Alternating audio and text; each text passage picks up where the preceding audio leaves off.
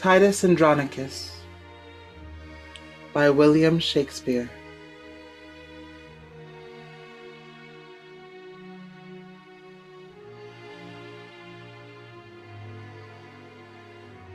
Rome, before the Capitol, the tomb of the Andronici.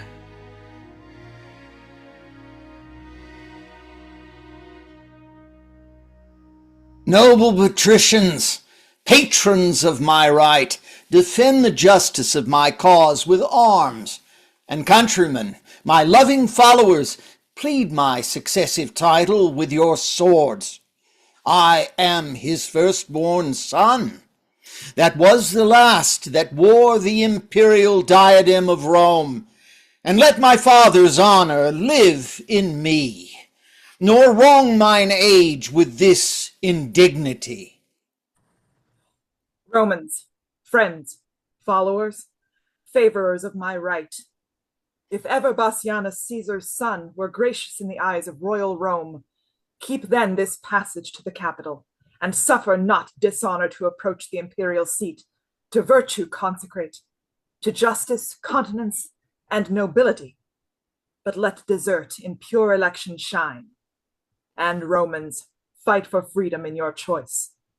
Princes that strive by faction and by friends ambitiously for Rome rule and empery, know that the people of Rome, for whom we stand a special party, have by common voice in election for the Roman empery chosen Andronicus, surnamed Pius, for good and great deserts to Rome, a nobler man, a braver warrior, lives not this day within the city walls.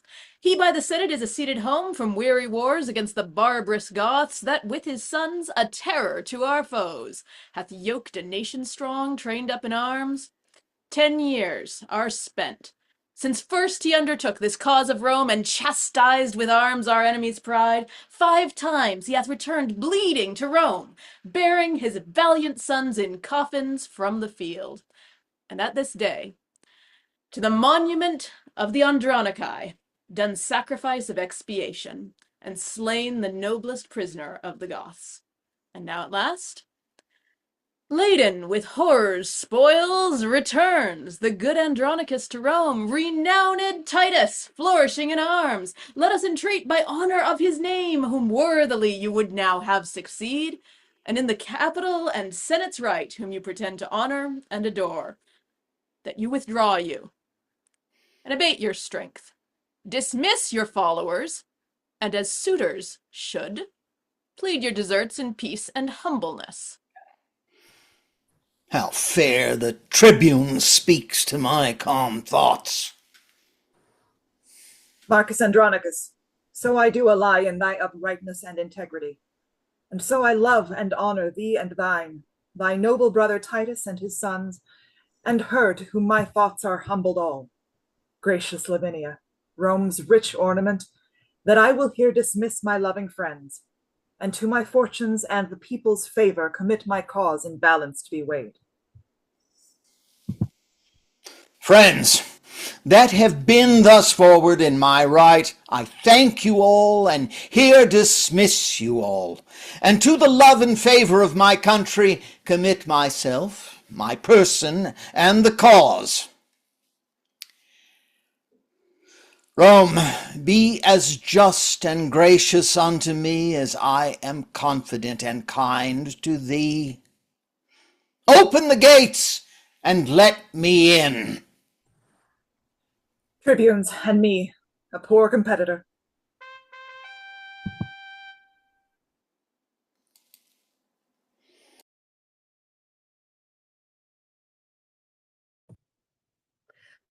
Romans, make way.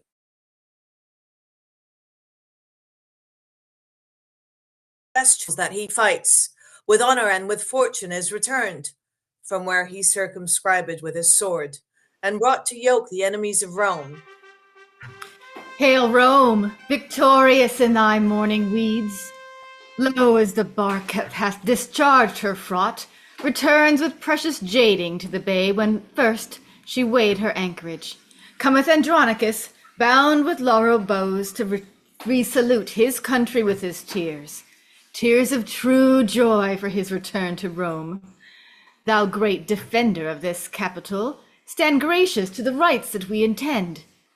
Romans, of 25 valiant sons, half the number that King Priam had, behold, the poor remains, alive and dead. These that survive let Rome reward with love, and these that I bring unto their latest home with burial amongst their ancestors. Here Goths have given me leave to sheath my sword. Titus, unkind and careless of thine own, why sufferest thou son, unburied yet, to hover on the dreadful shore of Styx? Make way to lay them by their brethren. There, greet in silence as the dead are wont, and sleep in peace, slain in your country's wars. O sacred receptacle of my joys, sweet cell of virtue and nobility, how many sons of mine hast thou in store that thou wilt never render to me more? Give us the proudest prisoner of the Goths, that we may hew his limbs, and on a pile ad monastratum sacrifice his flesh before this earthly prison of their bones, that so the shadows be not unappeased, nor we disturbed with prodigies on earth. I give him you, the noblest that survives, the eldest son of this distressed queen. Stay, Roman brethren. Gracious conqueror, victorious Titus, rue the tears I shed, a mother's tears in passion for her son. And if thy sons were ever dear to thee, oh, think my son to be as dear to me. Sufficeth not that we are brought to Rome to beautify thy triumphs and return, captive to thee and thy Roman yoke, but must my sons be slaughtered in the streets for valiant doings in their country's cause? Oh, if to fight for king and commonweal were piety in thine, it is in these. Andronicus, stain not thy tomb with blood. Wilt thou draw near the nature of the gods? Draw near them then in being merciful. Sweet mercy is nobility's true badge. Thrice noble Titus, spare my firstborn son. Patient yourself, madam, and pardon me. These are their brethren, whom you Goths beheld alive and dead, and for their brethren slain religiously they ask a sacrifice.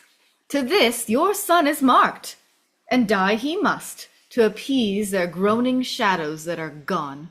Away with him, and make a fire straight, and with our swords upon a pile of wood let's hew his limbs till they be clean consumed. Oh, cruel, irreligious piety! Was ever Scythia half so barbarous?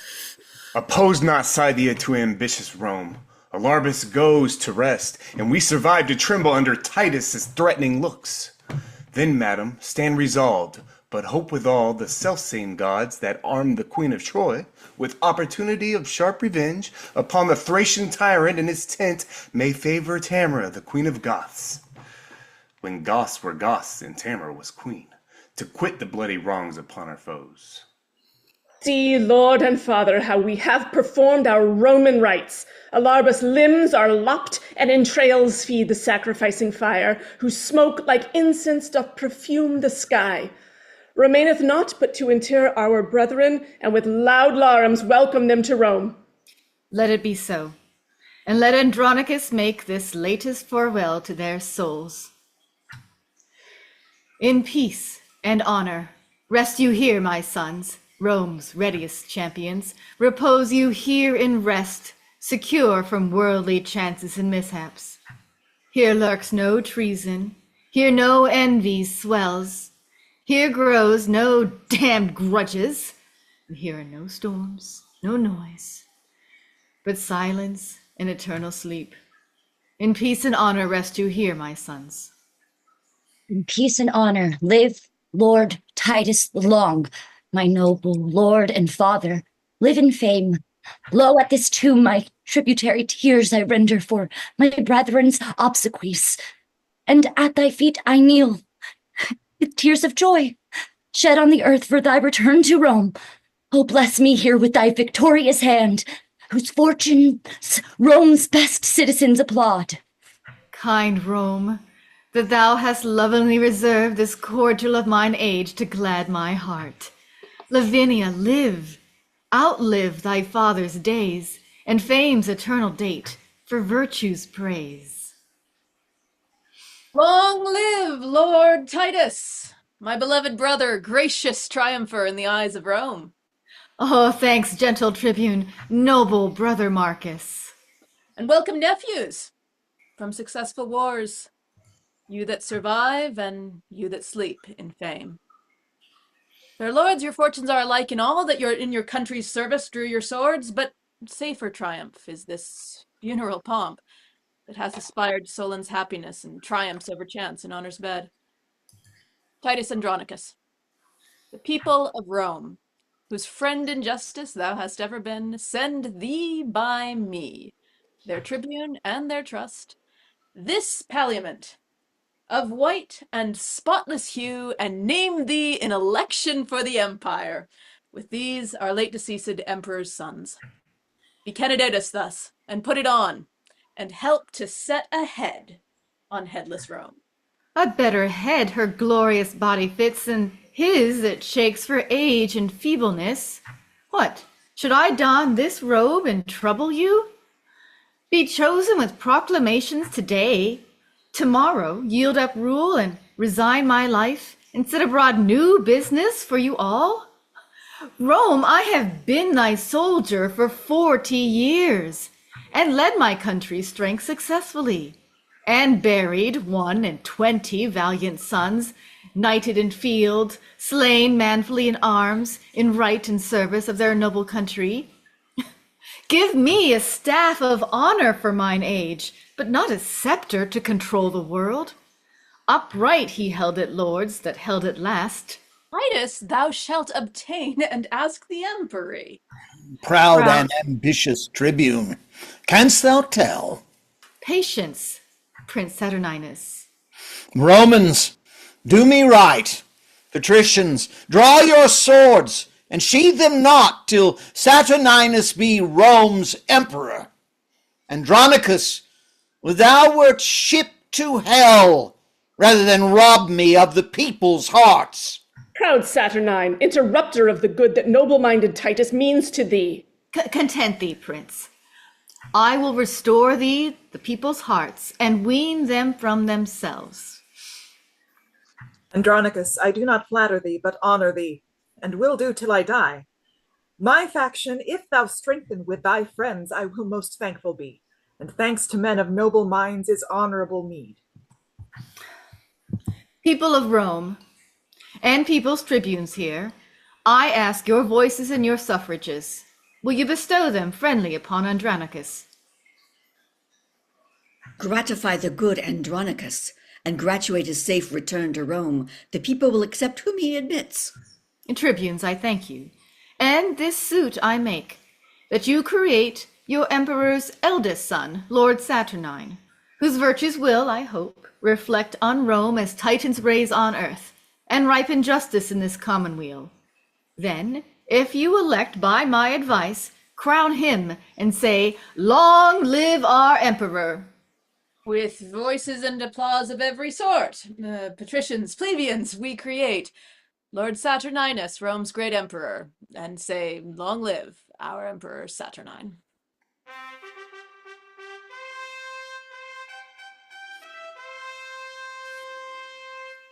Titus Andronicus, for thy favors done to us in our election this day, I give thee thanks in part of thy deserts, and will with deeds requite thy gentleness.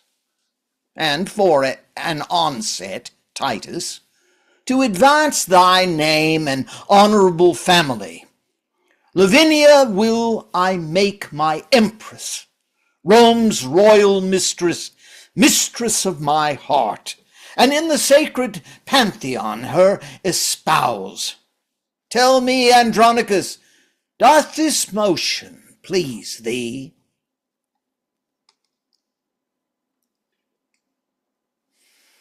Not I, my lord. Sith truth nobility warrants these words in princely courtesy.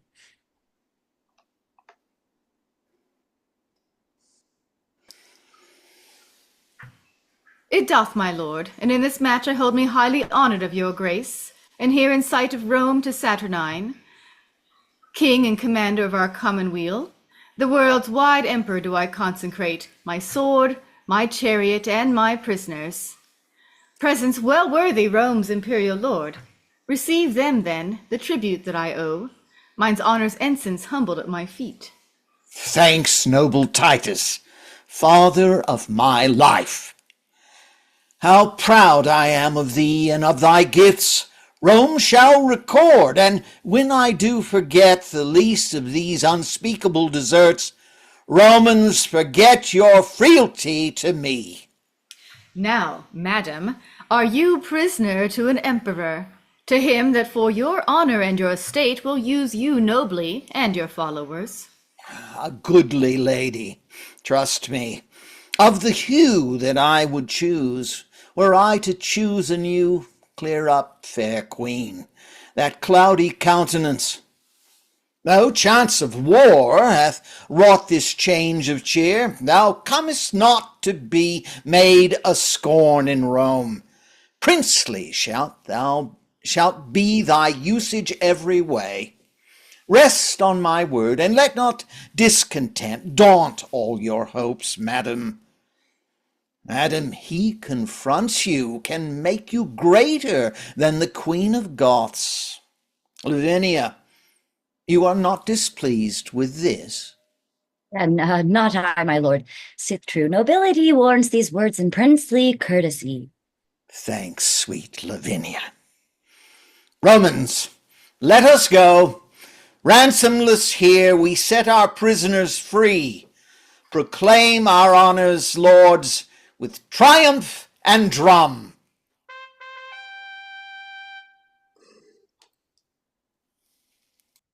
Lord Titus, by your leave, this maid is mine. How, sir? Are you in earnest then, my lord? Ay, noble Titus, and resolved withal to do myself this reason and this right. Tum cuique is our Roman justice. This prince in justice seeth but his own. And that he will and shall if Lucius live. Traitors, avaunt! Where is the emperor's guard? Treason, my lord. Lavinia is surprised. Surprised? By whom? By him that justly may bear his betrothed from all the world away. Brothers, help to convey her hence away, and with my sword I'll keep this door safe. Follow, my lord, and I'll bring her soon back. My lord, you pass not here. What, villain, boy? Barrest me my way in Rome? Ha! Help! Lucius, help! And Mutius dies. My lord, you are unjust, and more than so, in wrongful quarrel you have slain your son. Not thou, nor he, are any sons of mine. My sons would never dishonor me. Traitor, restore Lavinia to the emperor. Dead if you will, but not to be his wife. That is another's lawful promised love. No, Titus, no. The emperor needs her not, nor her, nor thee, nor any of thy stock. I'll trust by leisure him that mocks me once, thee never, nor thy traitorous haughty sons, confederates all, thus to dishonor me. Was there none else in Rome to make us stale but Saturnine? Full well, Andronicus, agree these deeds with that proud brag of thine, that saidst, I beg the empire at thy hands. Oh, monstrous! What reproachful words are these? But go thy ways. Go, give that changing peace to him that flourished for her with his sword. A valiant son-in-law thou shalt enjoy, one fit to bandy with thy lawless sons, to ruffle in the commonwealth of Rome. These words are razors to my wounded heart. And therefore, lovely Tamora, queen of Goths, that, like the stately Phoebe, mongst her nymphs doth overshine the gallantest maid dames in Rome, if thou be pleased with this my sudden choice, behold, I choose thee, Tamora, for my bride, and will create the Empress of Rome. Speak, Queen of Goths, doth thou applaud my choice? And here I swear by all the Roman gods, since priest and holy water are so near, and tapers burn so bright, and everything in readiness for Hymenaeus stand, I will not re-salute the streets of Rome, or climb my palace, till from forth this place I lead espoused my bride along with me. And here in sight of heaven to Rome I swear, if Saturnine advance the Queen of Goths, she will a handmaid be to his desires, a loving nurse, a mother to his youth. Ascend, fair queen. Pantheon, lords, accompany your noble emperor and his lovely bride, sent by the heavens for Prince Saturnine, whose wisdom hath her fortune conquered. There shall we consummate our spousal rites. I am not bid to wait upon this bride. Titus, when wert thou wont to walk alone, dishonored thus and challenged of wrongs? Oh, Titus, see! Oh, see what thou hast done! In a bad quarrel slain a virtuous son. No, foolish tribune, no, no son of mine, nor thou, nor these confederates in a deed that hath dishonored all our family. Unworthy brother, and unworthy sons. But let us give him burial as becomes. Give Mutius burial with our brethren. Traitors, away! He rests not in this tomb, this monument. 500 years has stood, which I have sumptuously re-edified. Here, none but soldiers and Rome's servitors repose in fame, none basely slain in brawls. Bury him where you can. He comes not here. My lord, this is impiety in you. My nephew Mutius' deeds do plead for him. He must be buried with his brethren. And shall, or him we will accompany. And shall? What villain was it that spake that word? He that would vouch it in any place but here. What? Would you bury him in my despite? No, noble Titus, but entreat of thee to pardon Mutius and to bury him. Marcus, even thou hast struck a crumb upon my crest, and with these boys mine honor thou hast wounded. My foes I do repute you every one. So trouble me no more, but get you gone. He is not with himself. Let us withdraw. Not I, till Mutius' bones be buried. Brother, for in that name doth nature plead. Father, and in that name doth nature speak. Speak thou no more, if all the rest will speed. Downed Titus more than half my soul. Dear father, soul and substance of us all. Suffer thy brother Marcus to inter his noble nephew here in Virtue's nest, that died in honor and Lavinia's cause. Thou art a Roman, be not barbarous. The Greeks, upon advice, did bury Ajax that slew himself, and wise Laertes' son did graciously plead for his funerals. Let not young Mutius, then, that was thy joy, be barred his entrance here. Rise, Marcus, rise. This dismalest day is that I e'er saw, to be dishonored by my sons in Rome. Well, bury him, and bury me the next. Mutius is put into the tomb. There lie thy bones, sweet Mutius, with thy friends, till we with trophies do adorn thy tomb. No man shed tears for noble Mutius. He lives in fame, but died in virtue's cause. My lord, to step out of these dreary dumps, how comes it that the subtle Queen of Goths is of a sudden thus advanced in Rome? I know not, Marcus, but I know it is, whether by device or no, the heavens can tell. Is she not then beholding to the man that brought her for this high good turn so far? Yes, and will nobly him remunerate.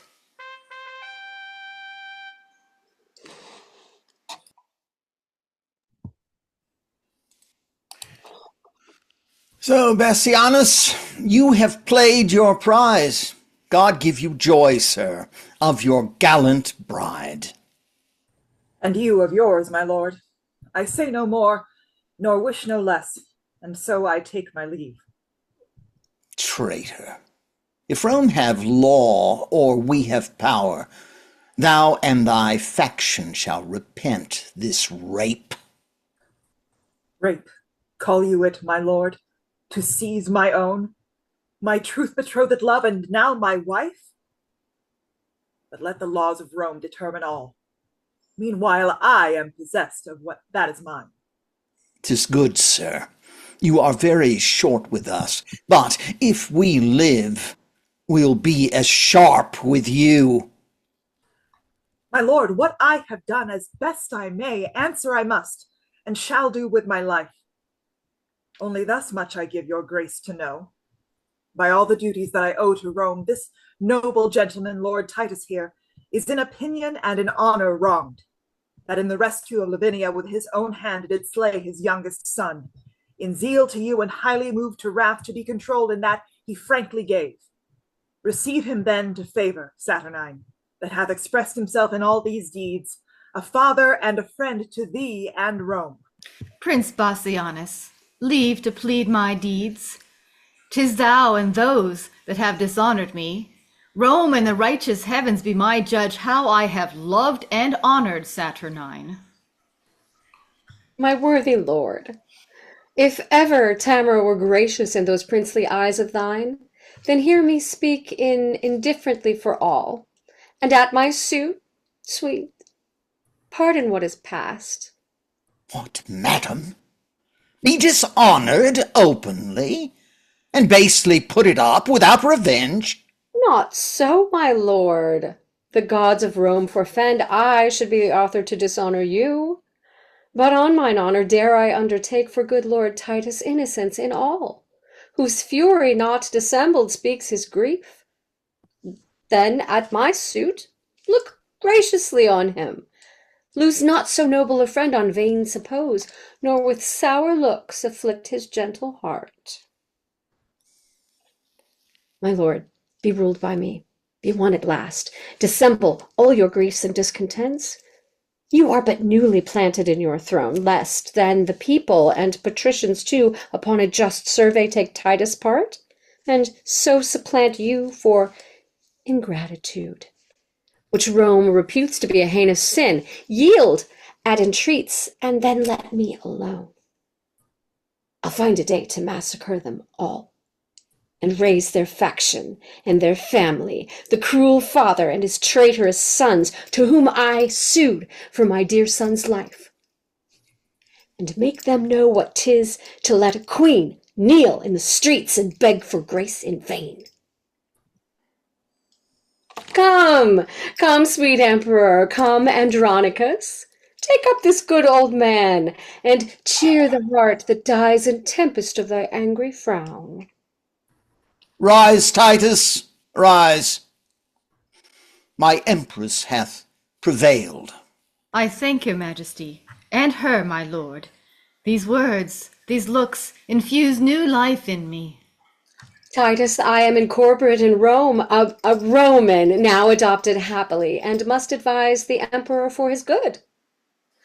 This day all quarrels die, Andronicus, and let it be mine honor, good my lord, that I have reconciled your friends and you. For you, Prince Bassianus, I have passed my word, and promised to the emperor that you will be more mild and tractable. And fear not, lords, and you, Lavinia, by my advice, all humbled on your knees, you shall ask pardon of his majesty. We do, and vow to heaven and to his highness that what we did was mildly as we might, tendering our sister's honor and our own. That on mine honor, here I do protest. Away, and talk not. Trouble us no more. Nay, nay, sweet emperor, we must all be friends. The tribune and his nephews kneel for grace. I will not be denied. Sweetheart, Look back. Marcus, for thy sake and thy brother's here, and at my lovely Tamora's entreats, I do remit these young men's heinous faults. Stand up. Lavinia, though you left me like a churl, I found a friend, and sure as death I swore I would not part a bachelor from the priest.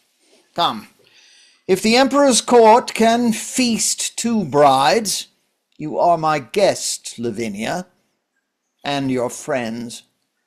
This day shall be a love day, Tamora. Tomorrow, and it please your majesty to hunt the panther in the hart with me, with horn and hound will give your grace bonjour. Be it so, Titus, and gramercy too.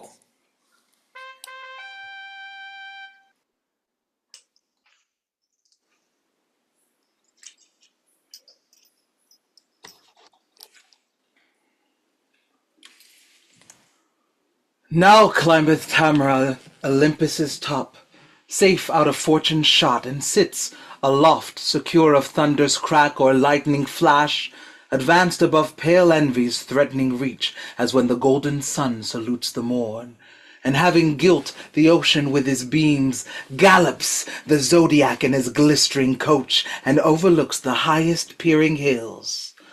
So Tamora, upon her with doth earthly honor wait, and virtue stoops and trembles at her frown. Then, Erin, arm thy heart, and fit thy thoughts to mount aloft with thy imperial mistress, and mount her pitch, whom thou in triumph long hast prisoner held, fettered in amorous chains, and faster bound to Erin's charming eyes than is Prometheus tied to Caucasus. Away with slavish weeds and servile thoughts. I will be bright, and shine in pearl and gold, to wait upon this new-made empress, to wait, said I, to wanton with this queen, this goddess, this Semiramis, this nymph, this siren, this that will charm Rome's Saturnine, and see his shipwreck and his commonweals. Hallo! What storm is this? Chiron, thy years want wit, thy wit wants edge, and manners, to intrude where I am graced, and may, for aught thou knowest, affected be. Demetrius, thou dost overween in all, and so in this to bear me down with braves. 'Tis not the difference of a year or two makes me less gracious, or thee more fortunate. I am as able and as fit as thou to serve, and to deserve my mistress's grace, and that my sword upon thee shall approve and plead my passions for Lavinia's love. Clubs, these lovers will not keep the peace. Why, boy, although our mother unadvised gave you a dancing rapier by your side, are you so desperate grown to threat your friends? Go to, have your lath glued within your sheath, till you know better how to handle it. Meanwhile, sir, with the little skill I have, full well shalt thou perceive how much I dare. Aye, boy, grow ye so brave? How now, lords? So near the Emperor's palace dare you draw and maintain such a quarrel openly? Full well I wot the ground of all this grudge. I would not for 1,000,000 of gold the cause were known to them it must concerns. Nor would your noble mother for much more be so dishonored in the court of Rome. For shame, put up! Not I, till I have sheathed my rapier in his bosom, and withal thrust these reproachful speeches down his throat, that he hath breathed in my dishonor here. For that I am prepared in full resolve, foul-spoken coward, that thunders with thy tongue, and with thy weapon nothing darest perform. Away, I say! Now by the gods that warlike Goths adore, this petty brabble will undo us all. Why, lords, and think you not how dangerous it is to jet upon a prince's right? What? Is Lavinia then become so loose? Or Bassianus so degenerate that for her love such quarrels may be broached without controlment, justice, or revenge? Young lords, beware. And should the empress know this discord's ground, the music would not please. I care not. I knew she and all the world. I love Lavinia more than all the world. Youngling, learn thou to make some meaner choice. Lavinia is thine elder brother's hope. Why, are ye mad? Or know ye not in Rome how furious and impatient they be, and cannot brook competitors in love? I tell you, lords, you do but plot your deaths by this device. Aaron, 1,000 deaths would I propose to achieve her whom I love. To achieve her? How? Why makes thou it so strange? Look, she is a woman, therefore may be wooed. She is a woman, therefore may be won. She is Lavinia, therefore must be loved. What? Man, more water glideth by the mill than wots the miller of. And easy it is of a cut loaf to steal a shive, we know. Though Bassianus be the emperor's brother, better than he have won Vulcan's badge. Aye, and as good as Saturninus may. Then why should he despair that knows to court it with words, fair looks, and liberality? What, hast not thou full often struck a doe, and borne her cleanly by the keeper's nose? Why then, it seems some certain snatch or so would serve your turns.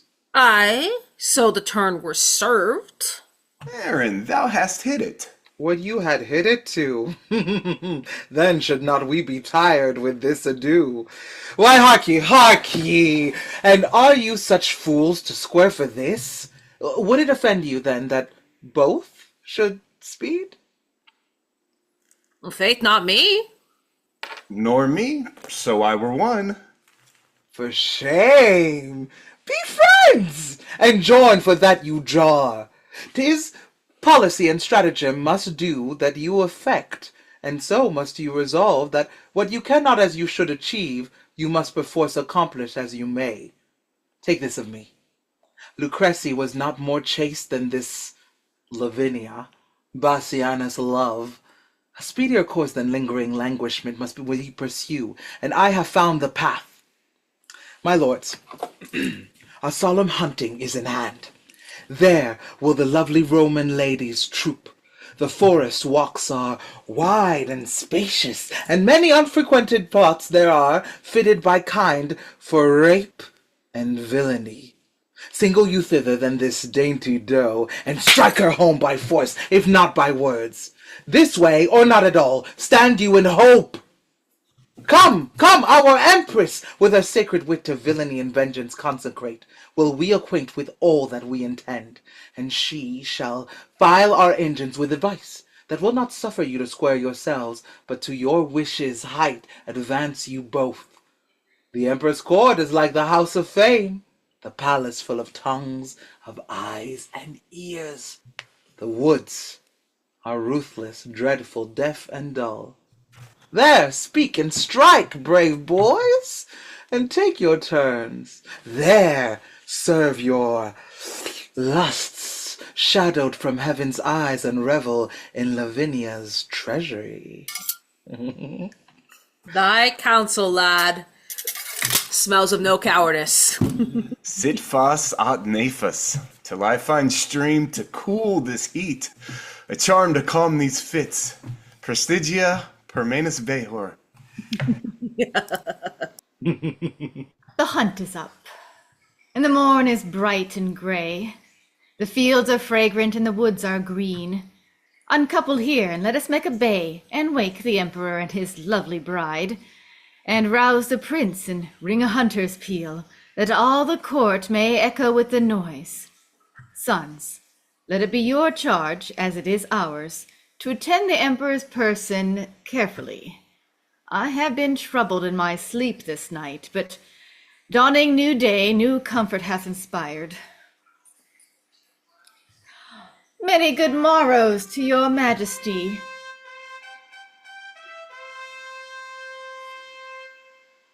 Madam, to you, as many and as good. I promised your grace a hunter's peal. And you have rung it lustily, my lord. Somewhat too early for new married ladies. Lavinia, how say you? I say no. I've been broad awake for 2 hours and more. Come on, then. Horse and chariots let us have, and to our sport. Madam, you shall ye see our Roman hunting. I have dogs, my lord, will rouse the proudest panther in the chase and climb the highest promontory top. And I have horse, will follow where the game makes way, and runs like swallows over the plain. Chiron, we hunt not we with horse nor hound, but hope to pluck a dainty doe to ground.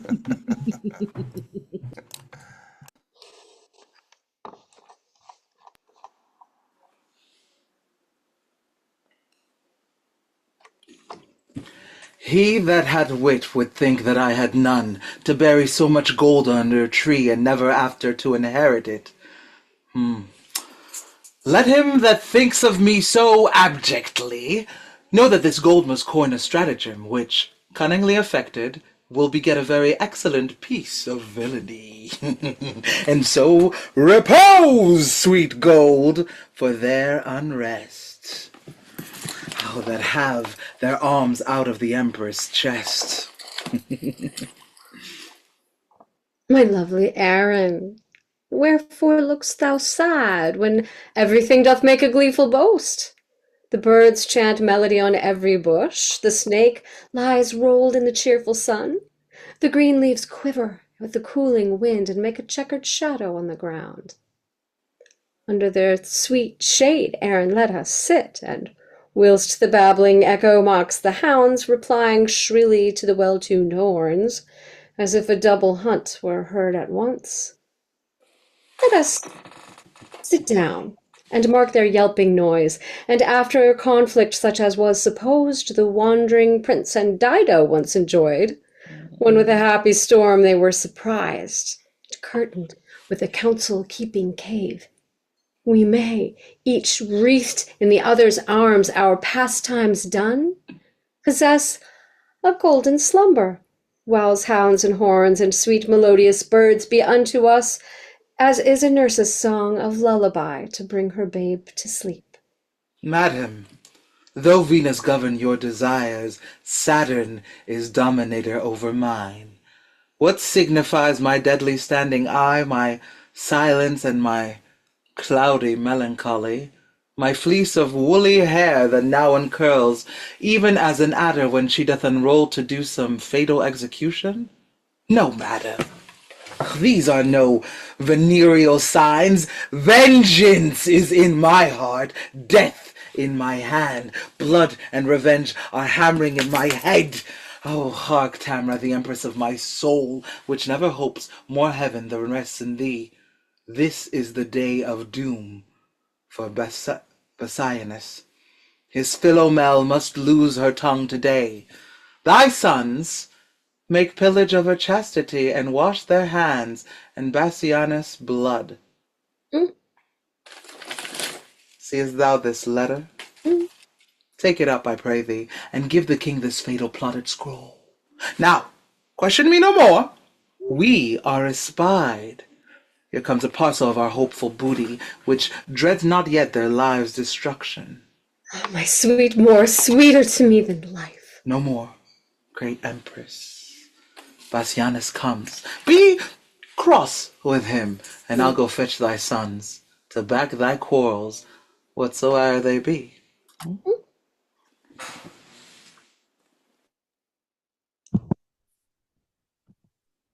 Who have we here? Rome's royal empress, unfurnished of her well-beseeming troop? Or is it Dian, habited like her, who hath abandoned her holy groves to see the general hunting in this forest? Saucy controller of our private steps! Had I the power that some say Dian had, thy temples should be planted presently with horns, as was Actaeon's, and the hounds should drive upon thy new transformed limbs, unmannerly intruder as thou art. Under your patience, gentle empress, 'tis thought you have a goodly gift in horning, and to be doubted that your Moor and you are singled forth to try experiments. Jove shield your husband from his hounds today. 'Tis pity they should take him for a stag. Believe me, queen, your swarth Cimmerian doth make your honor of his body's hue spotted, detested, and abominable. Why are you sequestered from all your train, dismounted from your snow-white goodly steed, and wandered hither to an obscure plot, accompanied but with a barbarous Moor, if foul desire had not conducted you? And being intercepted in your sport, great reason that my noble lord be rated for sauciness. I pray you, let us hence, and let her joy, her raven-colored love, this valley fits the purpose passing well. The king, my brother, shall have note of this. Aye, for these slips have made him noted long. Good king, to be so mightily abused. Why have I patience to endure all this? How now, dear sovereign, and our gracious mother? Why doth your highness look so pale and wan? Have I not reason, think you, to look pale? These two have ticed me hither to this place. A barren, detested vale, you see it is. The trees, though summer, yet forlorn and lean, o'ercome with moss and baleful mistletoe. Here never shines the sun. Here nothing breeds unless the nightly owl or fatal raven. And when they showed me this abhorred pit, they told me here at the dead time of night 1,000 fiends, 1,000 hissing snakes, 10,000 swelling toads, as many urchins, would make such fearful and confused cries as any mortal body hearing it should straight fall mad, or else die suddenly. No sooner had they told this hellish tale, but straight they told me they would bind me here unto the body of a dismal ewe, and leave me to this miserable death. And then they called me a foul adulteress, lascivious Goth, and to all bitterest terms that ever ear did hear to such effect. And had you not by wondrous fortune come, this vengeance on me had they executed. Revenge it, as you love your mother's life, or be ye not henceforth called my children. This is a witness that I am thy son. He stabs Bassianus. And this for me, struck home to show my strength. And he stabs Bassianus too, who dies. I come Semiramis, nay, barbers Tamora, for no name fits thy nature but thy own.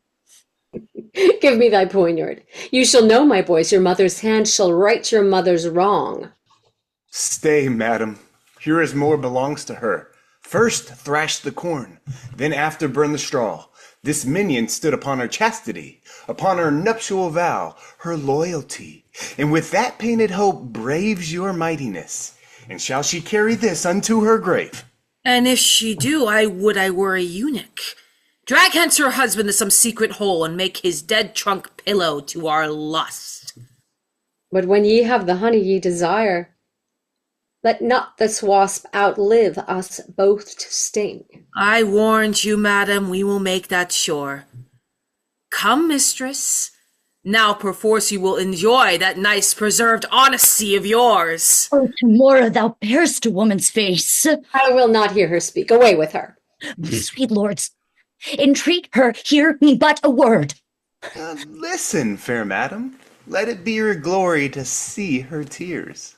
But be your heart to them as unrelenting flint to drops of rain. When did the tiger's young ones teach the dam? Oh, do not learn her wrath. She taught it thee. The milk thou suckedst from her did turn to marble. Even at thy teat thou hadst thy tyranny. Yet every mother breeds not sons alike. Did thou entreat her show a woman pity? What? Wouldst thou have me prove myself a bastard? True, the raven doth not hatch a lark. Yet I have heard, oh, could I find it now, the lion moved with pity did endure to have his princely paws part all the way. Some say the ravens foster forlorn children. The whilst Their own birds famish in their nests. Will be to me, though thy heart says no, nothing so kind, but something pitiful. I know not what it means. Away with her. Oh, let me teach thee, for my father's sake, that gave thee life. When, well, he might have slain thee, do not obdurant. Open thy deaf ears. Hadst thou in person ne'er offended me, even for his sake am I pitiless. Remember, boys, I poured forth tears in vain to save your brother from the sacrifice, but fierce Andronicus would not relent. Therefore away with her, and use her as you will. The worse to her, the better loved of me. Be called a gentle queen. With thine own hands kill me in this place. For 'tis not life that I've begged so long, or I was slain when Bassianus died. Why begg'st thou then? Fond woman, let me go. Present death I beg. And one thing more that womanhood denies my tongue to tell. Oh, keep me from their worse than killing lust, and tumble me into some loathsome pit, where never man's eye may behold my body. Do this, and be a charitable murderer. So should I rob my sons of their fee? No, let them satisfy their lust on thee. Away, for thou hast stayed us here too long. No grace, no womanhood. Oh, beastly creature! The blot of enemy to our general name! Oh, confusion fall. Nay, then I'll stop your mouth. Bring thou her husband. This is the hole where Aaron bid us hide him. Demetrius throws the body of Bassianus into the pit and drag off Lavinia. Farewell, my sons. See that you make her sure. Ne'er let my heart know how married cheer indeed, till all the Andronici be made away. Now will I hence to seek my lovely Moor, and let my spleenful sons this trull deflower. Come on, my lords. The better foot before. Straight will I bring you to the loathsome pit where I espied the panther fast asleep. My sight is very dull, whate'er it bodes. And mine, I promise you, were not for shame. Well, I could leave our sport to sleep a while. What art thou fallen? What subtle hole is this, whose mouth is covered with rude growing briars, upon whose leaves are drops of new shed blood, as fresh as morning dew distilled on flowers? A very fiddle place it seems to me. Speak, brother, hast thou hurt thee with the fall? Oh, brother, with the dismalest object hurt, that ever I with sight made heart lament. Now will I fetch the king to find them here, that he thereby may give a likely guess how these were they that made away his brother.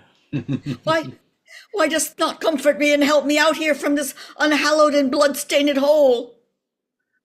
I am surprised with an uncouth fear. A chilling sweat o'erruns my trembling joints. My heart suspects more than mine eye can see. To prove thou hast a true divining heart, Aaron and thou look down into this den and see a fearful sight of blood and death. Aaron is gone, and my compassionate heart will not permit mine eyes once to behold the thing whereas it trembles by surmise.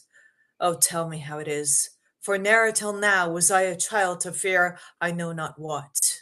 Lord, Bassianus lies in brood here, all on a heap like to a slaughtered lamb in this detested dark blood-drinking pit. If it be dark, how dost thou know 'tis he? Upon his bloody finger he doth wear a precious ring that lightens all the whole, which like a taper in some monument doth shine upon the dead man's earthy cheeks, and shows the ragged entrails of the pit. So pale did shine the moon on Pyramus when he by night lay bathed in maiden blood. Oh, brother, help me with thy fainting hand. If fear hath made thee faint, as me it hath, out of this fell devouring receptacle, as hateful as Cocytus' misty mouth. Reach me thy hand that I may help thee out. Or, wanting strength to do thee so much good, I may be plucked into the swallowing womb of this deep pit, poor Bassianus' grave. I have no strength to pluck thee to the brink. Nor I no strength to climb without thy help. Thy hand once more I will not lose again, till thou art here aloft or I below. Thou canst not come to me, I come to thee.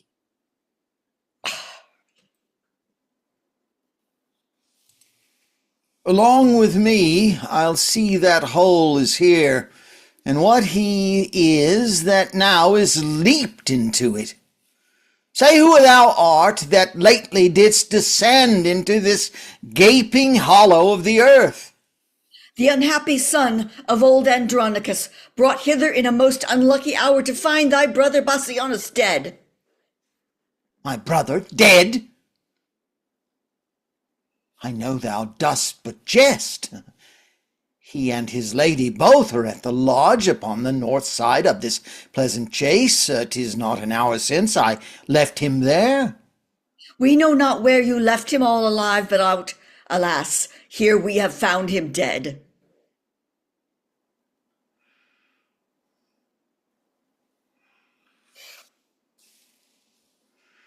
Where is my lord the king? Here, Tamora, though grieved with killing grief. Where is thy brother Bassianus? Now to the bottom dost thou search my wound. For Bassianus here lies murdered. Then all too late I bring this fatal writ, the complot of this timeless tragedy, and wonder greatly that men's face can fold in pleasing smiles such murderous tyranny. And if we miss to meet him handsomely, sweet huntsman Bassianus, 'tis we mean, do thou so much as dig the grave for him. Thou know'st our meaning. Look for thy reward among the nettles at the elder tree, which overshades the mouth of that same pit, where we decreed to bury Bassianus. Do this and purchase us thy lasting friends. Oh, Tamora, was ever heard the like? This is the pit, and this the elder tree. Look, sir, if you can find the huntsman out that should have murdered Bassianus here. My gracious lord, here is the bag of gold. 2 of thy whelps, fell curs of bloody kind, have here bereft my brother of his life. Sirs, drag them from the pit into the prison. There let them bide until we have devised some never heard of torturing pain for them. What, are they in this pit? Oh, wondrous thing! How easily murder is discovered. O high emperor, upon my feeble knee I beg this boon. The tears not lightly shed, that this fell fault of my accursed sons, accursed if the fault be proved in them. If it be proved, you see it is apparent. Who found this letter? Tamora, was it you? Andronicus himself did take it up. I did, my lord. Yet let me be their bail. For by my father's reverend tomb, I vow they shall be ready at your highness' will to answer their suspicion with their lives. Thou shalt not bail them. See thou follow me. Bring some the murdered body, some the murderers.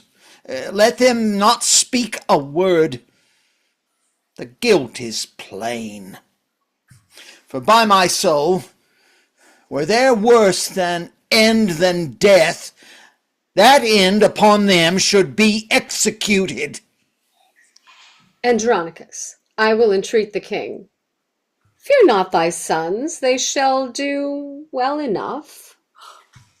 Come, Lucius, come. Stay not to talk with them. Enter Demetrius and Chiron with Lavinia, ravished, her hands cut off and her tongue cut out. So, now go tell, and if thy tongue can speak, who 'twas that cut thy tongue and ravished thee. Write down thy mind, bewray thy meaning so, and if thy stumps will let thee play the scribe.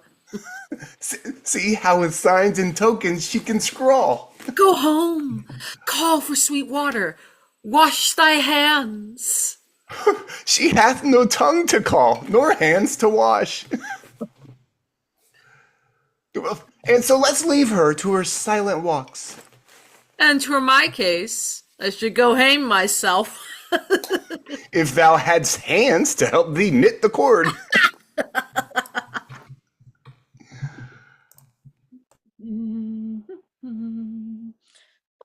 Who's this? My niece that flies away so fast. Cousin, a word. Where's your husband? If I do dream, would all my wealth would wake me? If I do wake, some planet strike me down, and I may slumber in eternal sleep. Speak, gentle niece. What stern ungentle hands have lopped and hewed and made thy body bare of her two branches, those sweet ornaments whose circling shadows kings have sought to sleep in, and might not gain so great a happiness as have thy love? Why dost not speak to me? Alas, a crimson river of warm blood, like a bubbling fountain stirred with wind, doth rise and fall between thy rosed lips, coming and going with honeyed breath.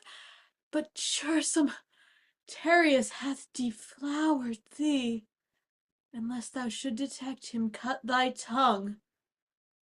Oh, now thou turn'st away thy face for shame. No, and now that, notwithstanding all this loss of blood, as from a conduit with 3 issuing spouts, yet do thy cheeks look red as Titan's face, blushing to be encountered with a cloud. Shall I speak for thee? Shall I say 'tis so? Oh, that I knew thy heart, and knew the beast, that I might rail at him to ease my mind. Sorrow concealed like an oven stop doth burn the heart to cinders, where it is. Well, fair Philomela, she but lost her tongue, and in a tedious sampler sowed her mind. But lovely Mies, that mean is cut from thee. A craftier Tereus cousin hast thou met, and he hath cut those pretty fingers off. I could have better sewed than Philomel. Oh, had that monster seen those lily hands tremble like aspen leaves upon a lute, and made the silken streams delight to kiss them, he would not have touched them for his life. Or had he seen the heavenly harmony which that sweet tongue hath made, he would have dropped his knees, dropped his knife, and fell asleep as Cerberus at the Thracian's poet feet. Come, let us go, and make thy father blind, for such a sight will blind thy father's eye. 1 hour's storm will drown the fragrant meads, what will hold months of tears thy father's eyes. Do not draw back, do not, for we will mourn with thee. Oh, could our mourning ease thy misery? Hear me, grave fathers, noble tribunes, stay. For pity of mine age, whose youth was spent in dangerous wars, while you securely slept. For all my blood in Rome's quarrel shed, for all the frosty nights I have watched, and for these bitter tears which now you see filled the aged wrinkles in my cheeks. Be pitiful to my condemned sons, whose souls are not as corrupted as 'tis thought. For 22 sons I never wept because they died in honor's lofty bed.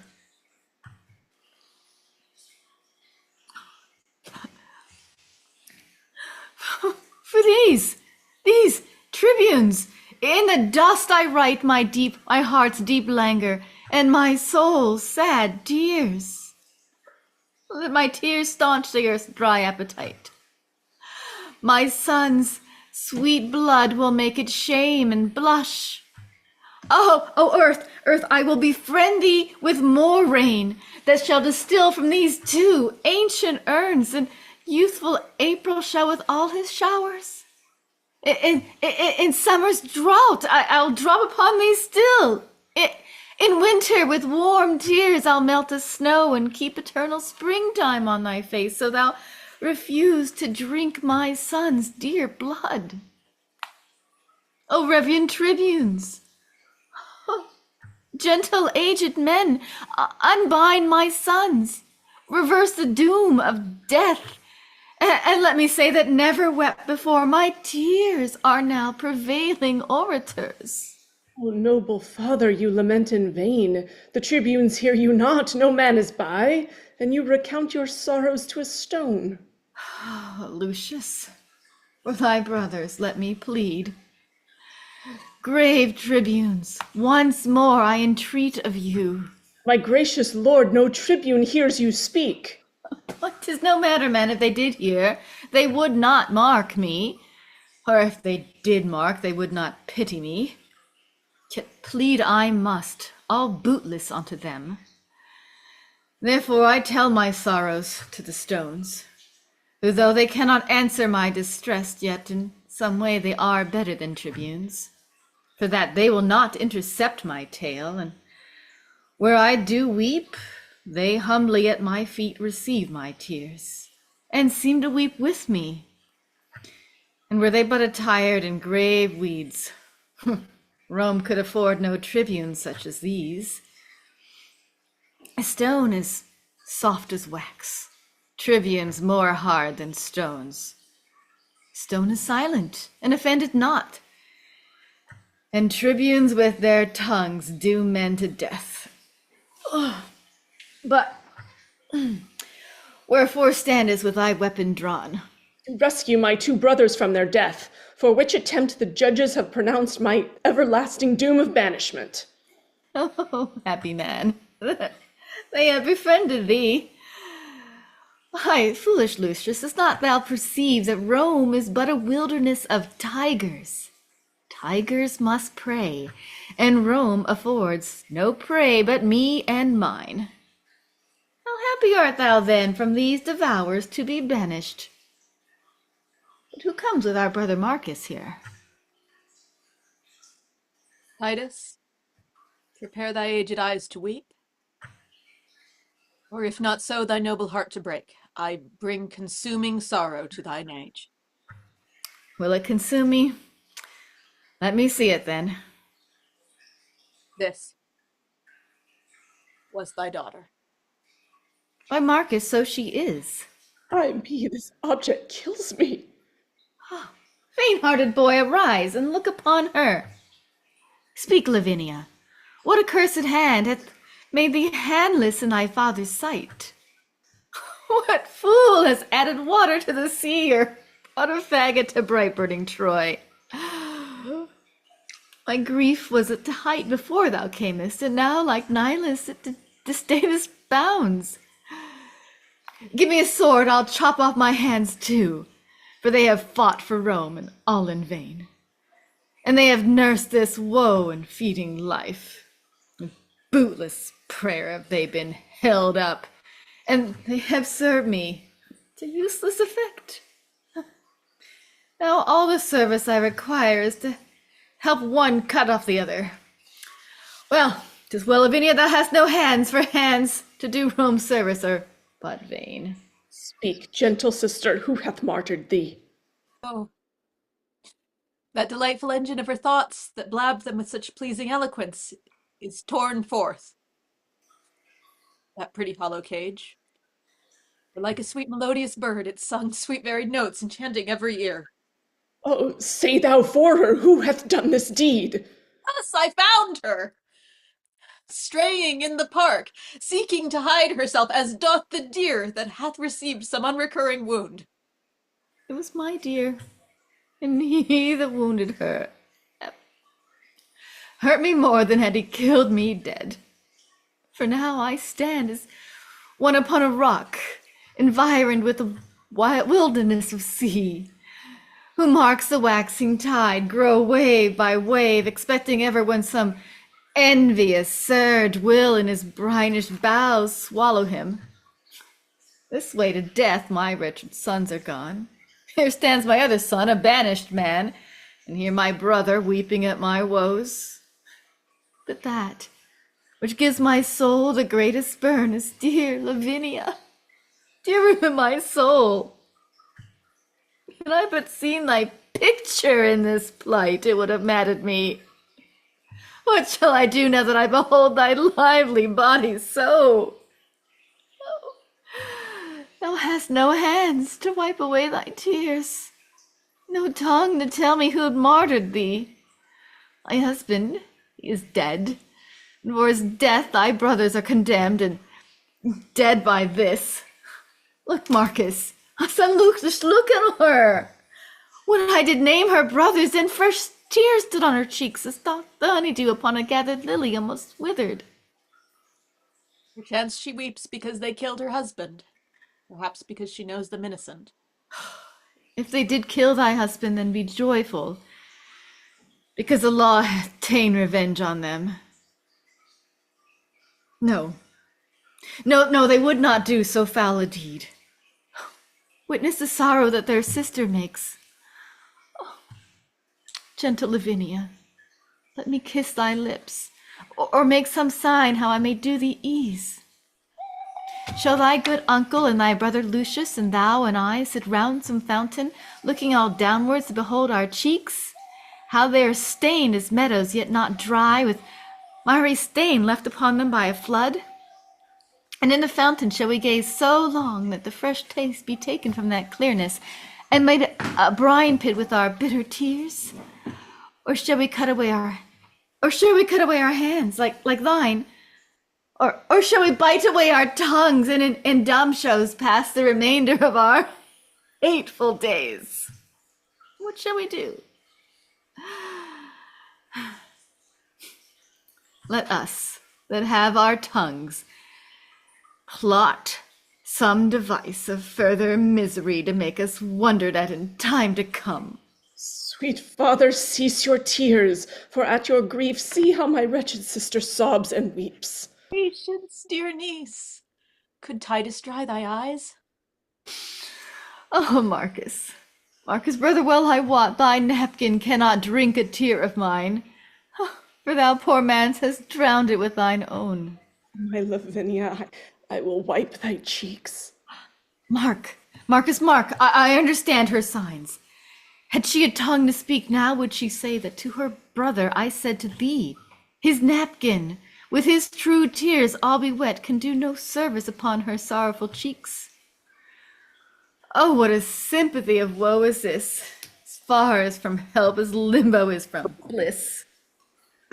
Titus Andronicus, my lord, the Empress sends thee this word, that if thou love thy sons, let Marcus, Lucius, or thyself, old Titus, or any of you, chop off your hand and send it to the king. He for the same will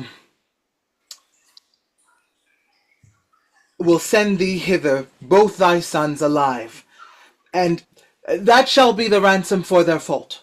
Oh, gracious Emperor, oh gentle Aaron, did ever raven so sing like a lark that gives sweet tidings to the sun's uprise? With all my heart I'll send the Emperor my hand. Good Aaron, wilt thou help me chop it off? Stay, father, for that noble hand of thine that hath thrown down so many enemies shall not be sent. My hand will serve the turn. My youth can better spare my blood than you, and therefore mine shall save my brothers' lives. Which of your hands hath not defended Rome and reared aloft the bloody battle-axe, writing destruction on the enemy's castle? Oh, none of both are of high desert. My hand hath been idle.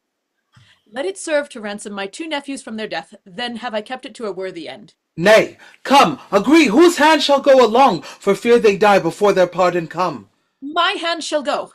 By heaven, it shall not go. Sirs, strive no more. Such withered herbs as these are meet for plucking up, and therefore mine. Sweet father, if I shall be thought thy son, let me redeem my brothers both from death. And from our father's sake and mother's care, now let me show a brother's love to thee. Agree between you. I will spare my hand. And I'll go fetch an axe. But I will use the axe. Come, hither, Aaron. I'll deceive them both. Lend me thy hand, and I will give thee mine. If that be called deceit, I will be honest, and never whilst I live deceive men so. But I'll deceive you in another sort, and that you'll say a half an hour past. Ah! Ah! Ah! Ah! Now stay your strife. What shall be is dispatched. Good Aaron, give his majesty my hand, and tell him it was a hand that warded him from 1,000 dangers. Bid him bury it. Moor hath it married. Let it have. As for my son, say I account of them as jewels purchased at an easy price, and yet dear too, because I bought my own. I go, Andronicus, and for thy hand, look by and by to have thy sons with thee. Their heads, I mean. Oh, how this villainy doth fat me with the very thoughts of it. Let fools do good and fair men call for grace. Aaron will have his soul black like his face. Oh, here I lift one hand to heaven and bow this feeble ruin to the earth. If any power pities wretched tears, to that I call.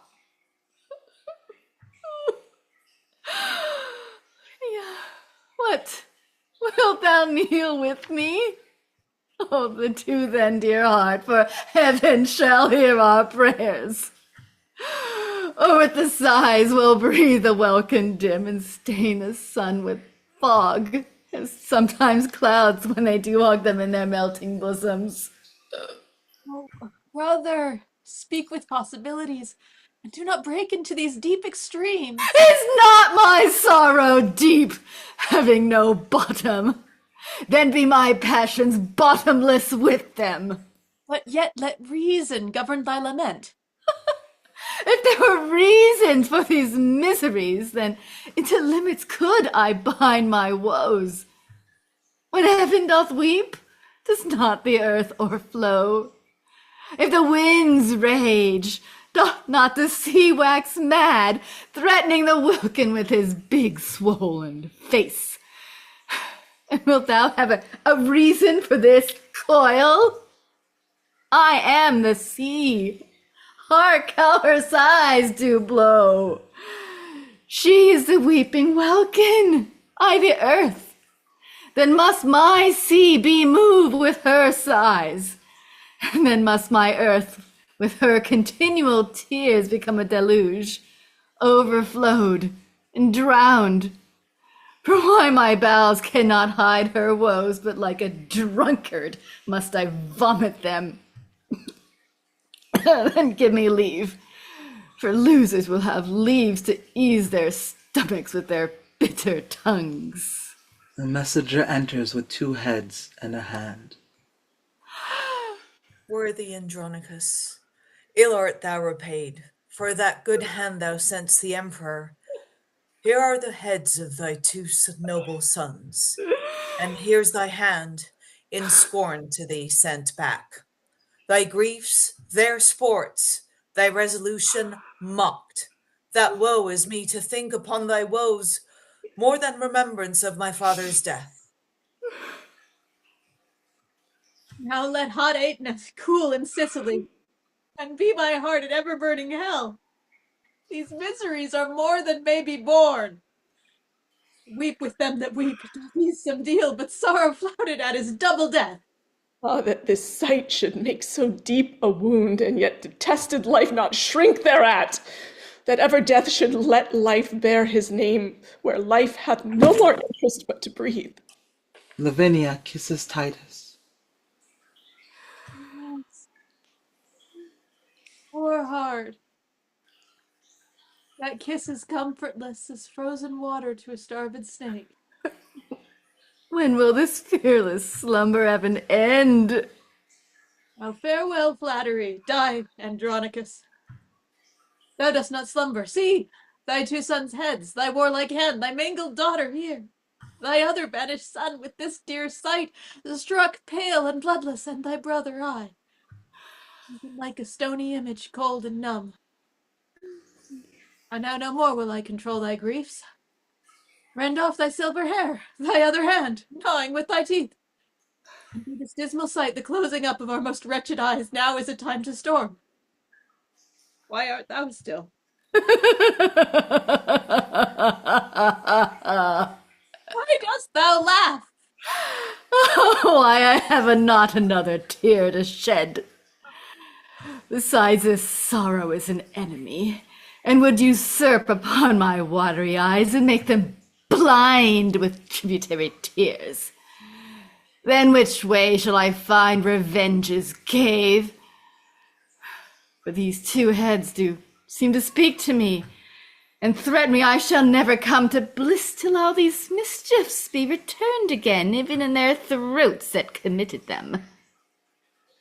Come, let me see what task I have to do. You, heavy people, circle me about that I may turn to each one of you and swear unto my soul to right your wrongs.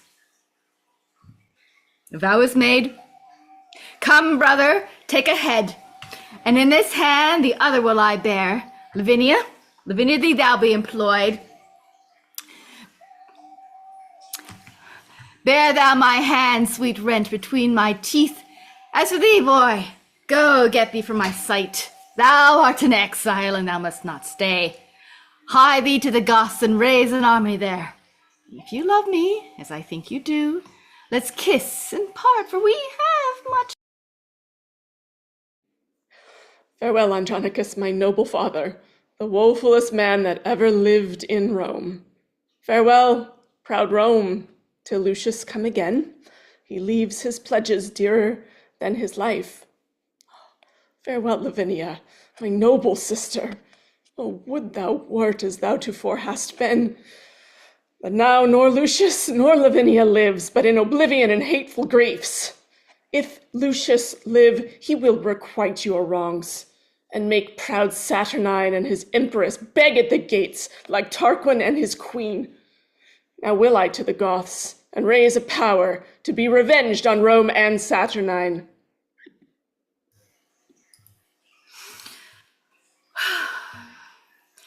So, now sit, and look you eat no more than will preserve just so much strength in us as will revenge these bitter woes of ours.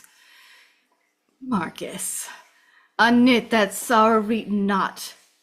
Thy niece and I, poor creatures, want our hands, and cannot passionate our tenfold grief with folded arms.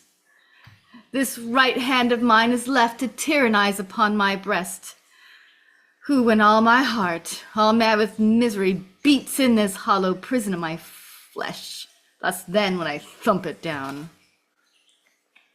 Thou map of woe, thou that dost talk in signs, when thy poor heart beats with outrageous beating, thou cannot strike it thus to make it still. Wound it with sighing, girl, kill it with groans, or get some knife between thy teeth, and just against thy heart thou makest a hole, that all the tears that thy poor eyes let fall may run into that sink, and soaking and drown the lamenting fool in sea salt tears. Fie, brother, fie. Teach not her thus to lay such violent hands upon her tender life. How now? Has sorrow made thee dote already? Why, Marcus, no man should be mad but I. What violent hands can she lay on her life? Wherefore thou dost urge me the name of hands. To bid Aeneas tell the tale twice over, how Troy was burnt and he made miserable.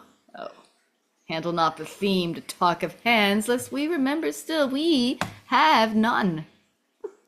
Fie, how frantically I square my talk, as if we should forget we had no hands, if Marcus did not name the word of hands. Come, let's fall to, and gentle girl, eat this. Here is no drink. Hark, Marcus, what she says. I can interpret all her martyred signs. She says she drinks no other drink but tears, brewed with her sorrow, meshed upon her cheeks. Speechless complainer, I will learn thy thought. In dumb action will I be as perfect as begging hermits in their holy prayers. Thou shalt not sigh, nor hold thy stumps to heaven, nor wink, nor nod, nor kneel, nor make a sign, but I will of these wrest an alphabet, and by still practice learn to know thy meaning. Good grandsire, leave those bitter deep laments. Make my Aunt Mary with some pleasant tale.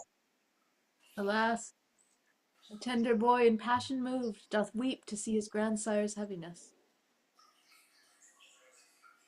Peace, tender sapling. Thou art made of tears, and tears will quickly melt thy life away. Marcus strikes the dish with a knife. What dost thou strike at, Marcus, with thy knife? That I've killed, my lord. A fly. Out on thee, murderer!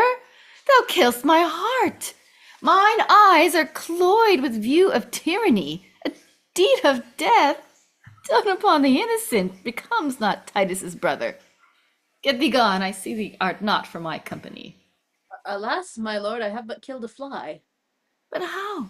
If that fly had a father and mother, how would he hang on his slender gilded wings and buzz lamenting doings in the air? Poor harmless fly, that with his pretty buzzing melody came here to make us merry. And thou hast killed him. Pardon me, sir, it was a black ill-favored fly, like to the Empress Moor, therefore I killed him. Oh, then pardon me for reprehending thee, for thou hast done a charitable deed. Give me thy knife, I will insult on him, flattering myself as if it were the Moor come hither purposely to poison me. That's for thyself, and that's for Tamora. Sirrah. Yet I think we are not brought so low, but between us we can kill a fly that comes in the likeness of a coal-black Moor. Alas, poor man, grief has so wrought on him, he takes false shadows for true substances. Come, take away. Lavinia, go with me. I'll to thy closet and read with thee sad stories chanced in time of old. Come, boy, and go with me. Thy sight is young, and thou shalt read when mine begins to dazzle.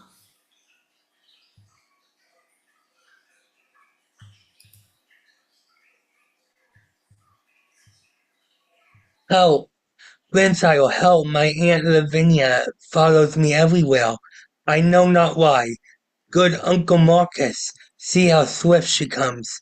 Alas, sweet aunt, I know not what you mean. Stand by me, Lucius. Do not fear thine aunt. She loves thee, boy, too well to do thee harm. Aye, when my father was in Rome, she did. What means my niece Lavinia by these signs? Fear her not, Lucius. Somewhat doth she mean. See, Lucius, see how much she makes of thee. Somewhither would she have thee go with her. Ah, boy, Cornelia never with more care read to her sons than she hath read to thee. Sweet poetry, and Tully's orator. Canst thou not guess wherefore she plies thee thus? My lord, I know not.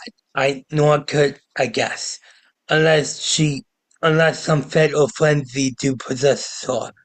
For I have heard my grandsire say full oft, extremely of griefs would make men mad, and I have read the whole Cuba of Troy, one mad for sorrow that made me to feel, although, my lord, I know my noble aunt loves me as dear as every mother did, and would not, but in fury, fight my youth, and would and which would make me down to throw my books and fly, causeless perhaps, but pardon me, sweet Anne, and madam, if my uncle Marcus go, I must willingly attend your ladyship. Lucius, I will. How now, Lavinia? Marcus, what means this? Some book there is that she desires to see. Which of it, girl, are these?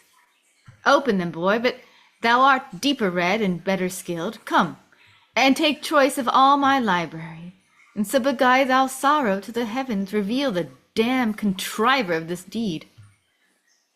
Why lifts she up her arms in sequence thus? I think she means that there was more than one?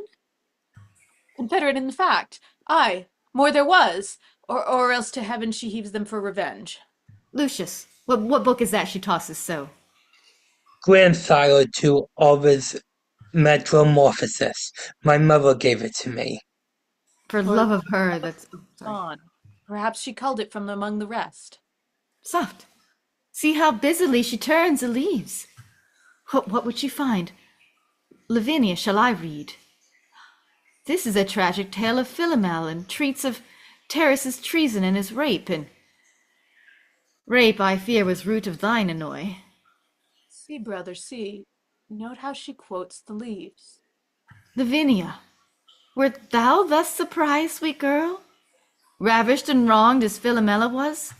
Forced in the ruthless, vast, and gloomy woods? See, aye, such the place there is, where we did hunt.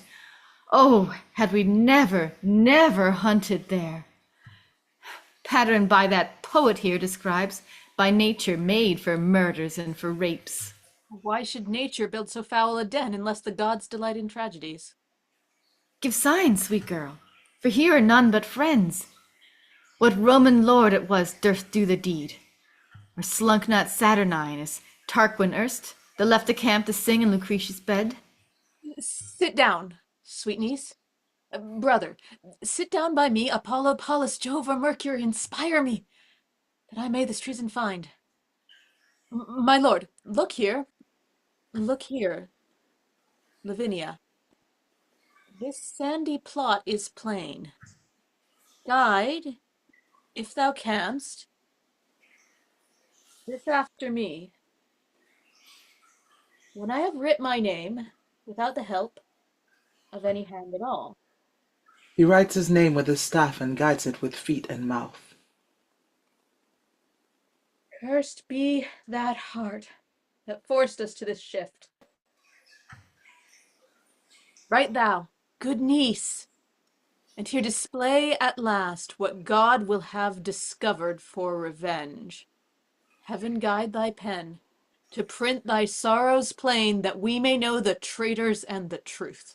She takes the staff in her mouth and guides it with her stumps and writes. Oh, do you read, my lord, what she hath writ? Stuprum, Chiron, Demetrius. What? The lustful sons of Tamora, performers of this heinous bloody deed. Oh, magni dominator poli, tam lentis audicillera, tam lentis vites. Calm thee, gentle lord. Although I know there is enough written upon this earth to stir mutiny in the mildest thoughts and arm the minds of infants to exclaims. My lord, kneel down with me. Lavinia, kneel. And kneel, sweet boy. The Roman Hector's hope, and swear with me, as with the woeful fair and father of that chaste dishonored dame, Lord Junius Brutus, swear for Lucrece's rape, that we will prosecute, by good advice, mortal revenge upon these traitorous Goths. and see their blood or die with this reproach. 'Tis sure enough, and ye know how. But if you hunt these bear whelps, then beware, the dam will wake, and if she wind you once, she's with the lion deeply still in league, and lulls him while she playeth on her back. And when he sleeps, will she do as she list. You are a young huntsman, Marcus. Let it alone. And come, I will go get a leaf of brass, and with a gad of steel will write these words and lay it by. The angry north wind will blow these sands like Sibyl's leaves abroad. And where's your lesson then, boy? What say you?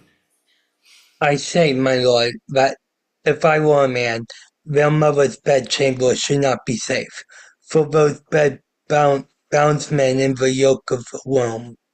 That's my boy. Thy father hath full oft for his ungrateful country done the like. And uncle, so will I, and if I live. Come, go with me into mine armory. Lucius, I'll fit thee, and with all my boy shall carry from me to the emperor's son presents that I intend to send them both. Come, come, thou do the message, will not thou? I, with my dagger in the bosom's grandsire. No, boy, not so. I'll teach thee another course. Lavinia, come. Marcus, look to my house. Lucius and I'll go brave it at the court. Ay, marry we will, sir, and will be waited on. O heavens! Can you hear a good man groan and not relent, or not compassion him? Marcus, attend him in his ecstasy, that hath more scars of sorrow in his heart than foeman's marks upon his battered shield, but yet so just that he will not revenge. Revenge!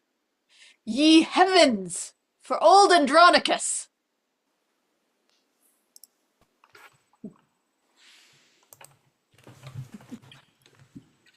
Ah, Demetrius! Here's the son of Lucius. He hath some message to deliver us. Aye, some mad message from his mad grandfather. My lords, with all humbleness I may say, I greet your honors from Andronicus. And pray the Roman gods confront you both. Gramercy, lovely Lucius. What's the news? That you are both disciples, that's the news. For villains marked with weight may I please you. My grandsire Lord Vice hath sent me the goodliness weapons of my armory to gratify your honorable youth, the hope of Rome, for so he bid me say, and so I do, and with his gifts present, your lordships, that whenever you have need, you may be armed and appointed well, and so I leave you both, like bloody villains. What's here? A scroll, and written round about? Let's see. Integer vitis, glorioscape, puris, non eget, mari, jaculus, nec arcu. Oh, 'tis a verse in Horace. I know it well. I read it in the grammar long ago. Aye, just. A verse in Horace. Right, you have it. Now what a thing it is to be an ass. Here's no sound jest. The old man hath found their guilt, and sends them weapons wrapped about with lines, that wound beyond their feeling to the quick. But were our witty empress well afoot, she would applaud Andronicus' conceit. But let her rest in her unrest a while. And now, young lords, was't not a happy star led us to Rome, strangers and more than so, captives to be advanced to this height? It did me good before the palace gate to brave the tribune in his brother's hearing. But me more good, to see so great a lord basely insinuate and send us gifts. Had he not reason, Lord Demetrius? Did you not use his daughter very friendly? I would we had 1,000 Roman dames at such a bay, by turn to serve our lust. A charitable wish and full of love. Here lacks but your mother for to say amen. And that would she for 20,000 more. Come, let us go, and pray to all the gods for our beloved mother in her pains. Pray to the devils. The gods have given us over. Why do the emperor's trumpets flourish thus? Like for joy the emperor hath a son. Soft. Who comes here? Good morrow, lords. Oh, tell me, did you see Aaron the Moor? Well, more or less, or narrow it at all. Here, Aaron is. And, what with Aaron now? Oh, gentle Aaron, we are all undone. Now help or woe betide thee evermore. Why, what a caterwauling dost thou keep? What dost thou wrap and fumble in thine arms? Oh, that which I would hide from heaven's eye, our empress' shame, and stately Rome's disgrace. She is delivered, lords, she is delivered. To whom? I mean, she is brought to bed. Well, God give her good rest. What hath he sent her? A devil. Why, then she is the devil's dam, a joyful issue. A joyless, dismal, black and sorrowful issue. Here is the babe, as loathsome as a toad, amongst the fairest breeders of our clime. The empress sends it thee, thy stamp, thy seal, and bids thee christen it with thy dagger's point. Zounds, ye whore, is black so base a hue? Sweet blouse, you are a beauteous blossom, sure. Villain! Look, what hast thou done? That which thou canst not undo. Thou hast undone our mother! Villain, I have done thy mother. And therein, hellish dog, thou hast undone. Woe to her chance, and damn it her loathed choice. Accursed the offspring of so foul a fiend. It shall not live. It shall not die. And it must. The mother wills it so. What must it, nurse? Then let no man but I do execution on my flesh and blood. I'll broach the tadpole on my rapier's point. Nurse, give it me. My soul shall soon dispatch it. Sooner the sword shall plough thy bowels up. Stay, murderous villains. Will you kill your brother? Now by the burning tapers of the sky that shone so brightly when this boy was got, he dies upon my scimitar's sharp point that touches this my firstborn son and heir. I tell you, younglings, not Enceladus with all his threatening band of Typhon's brood, nor great Alcides, nor the god of war shall seize this prey out of his father's hands. What, ye sanguine, shallow-hearted boys? Ye white-limed walls, ye alehouse-painted signs? Coal black is better than another hue, in that it scorns to bear another hue, for all the water in the ocean can never turn the swan's black legs to white, although she lave them hourly in the flood. Tell the empress from me, I am of age to keep mine own. Excuse it how she can. Wilt thou betray thy noble mistress thus? My mistress is my mistress. This, myself. The vigor and the picture of my youth. This before all the world do I prefer. This maugre, all the world will I keep safe, or some of you shall smoke for it in Rome. By this our mother is forever shamed. Rome will despise her for this foul escape. The emperor, in his rage, will doom her death. I blush to think upon this ignominy. Why, there's the privilege your beauty bears. Fie, treacherous you, that will betray with blushing the close enacts and counsels of the heart. Here's a young lad framed of another leer. Look, how the black slave smiles upon the father, as who should say, Old lad, I am thine own. He is your brother, lords, sensibly fed of that self-blood that first gave life to you. And from that womb where your imprisoned were, he is enfranchised and come to light. Nay, he is your brother by the surer side, although my seal be stamped in his face. Aaron, what shall I say to the Empress? Advise thee, Aaron, what is to be done, and we will all subscribe to thy advice. Save thou the child, so we may all be safe. Then sit we down, and let us all consult. My son and I will have the wind of you. Keep there! Now talk at pleasure of your safety. How many women saw this child of his? Why, so brave, lords. When we join in league, I am a lamb. But if you brave the Moor, the chafed boar, the mountain lioness, the ocean swells not so as Aaron storms. But say again, how many saw the child? Cornelia, the midwife, and myself, and no one else but the delivered Empress. The Empress, the midwife, and yourself. Two may keep counsel when the third's away. Go to the Empress, tell her this I said. Ah! Oh, weke. So cries a pig prepared to the spit. What meanst thou, Aaron? Wherefore did this thou? Oh, Lord, sir, 'tis a deed of policy.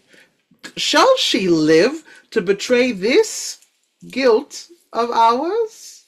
A long-tongued babbling gossip? No, lords, no! And now be it known to you my full intent. Not far one Mully lives, my countryman. His wife but yesternight was brought to bed. His child is like to her, fair as you are. Go, pack with him, and give the mother gold, and tell them both the circumstance of all, and how by this their child shall be advanced, and be received for the emperor's heir, and substituted in the place of mine, to calm this tempest whirling in the court, and let the emperor dandle him for his own. Hark ye, lords! See, I have given her physic, and you must needs bestow her funeral. The fields are near, and you are gallant grooms. This done, see that you take no longer days, but send the midwife presently to me. The midwife and the nurse well made away. Then let the ladies tattle what they please.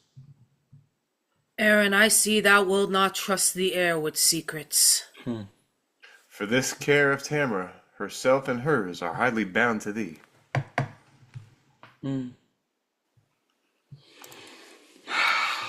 Now to the Goths, as swift as swallow flies, there to dispose this treasure in mine arms, and secretly to greet the Empress' friends. Come on, you thick-lipped slave. I'll bear you hence, for it is you that puts us to our shifts. I'll make you feed on berries and on roots, and feed on curds and whey, and suck the goat, and cabin in a cave, and bring you up to be a warrior, and command a camp. Come, Marcus, come. Kinsman, this is the way. Sir, boy, now let me see your archery. Look ye, draw home enough, and there, 'tis straight. Terra Sestrea reliquit. Be you remembered, Marcus, she's gone, she's fled. Sirs, take you to your tools. Your cousin shall go sound the ocean and cast your nets. Happily you may catch her in the sea. Yet there's as little justice as in land. No, Publius, Sempronius, you must do it. 'Tis you must dig with mattock and with spade, and pierce the innermost center of the earth, and then when you come to Pluto's region, I pray you deliver him this petition. Tell him it is for justice and for aid, and that it comes from old Andronicus, shaken with sorrows in ungrateful Rome. A Rome. Well, well. I made thee miserable. What time I threw the people's suffrages on him that doth tyrannize o'er me. Get you gone, and pray be careful all. I leave you not a man of war unsearched. This wicked emperor may have shipped her hence. And kinsman, then we may go in and pipe for justice. Oh, Publius, is this not a heavy case to see thy noble uncle thus distract? Therefore, my lord, it highly us concerns, by day and night to attend him carefully, and feed him you more kindly as we may, till time beget some careful remedy. Kinsman, his sorrows are past remedy. Join with the Goths, and with revengeful war take wreak on Rome for this ingratitude, and vengeance on that traitor Saturnine. Publius, how now? How now, my masters? Why, have you met with her? No, my good lord, but Pluto sends your word. If you will have revenge from hell, you shall. Marry for justice, she is so employed.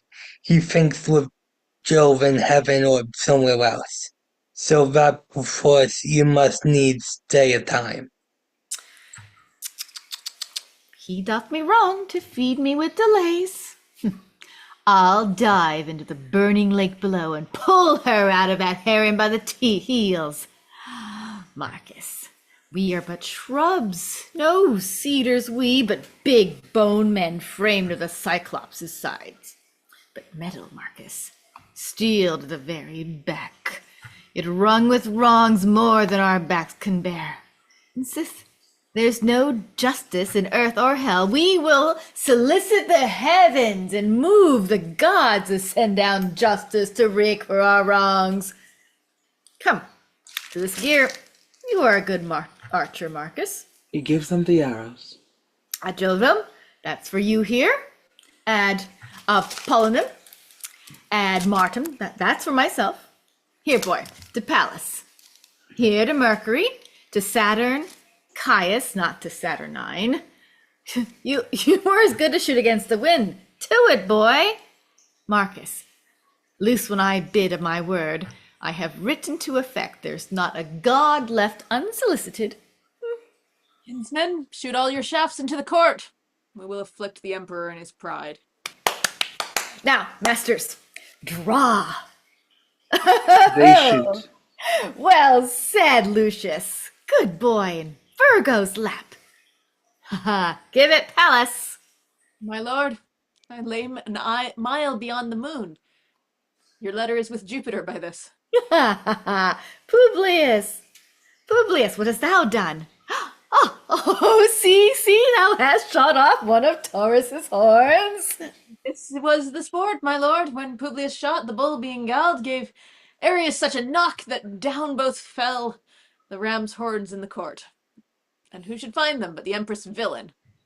She laughed, told the Moor he should not choose but give them to his master for a present. Why, there it goes. God give his lordship joy.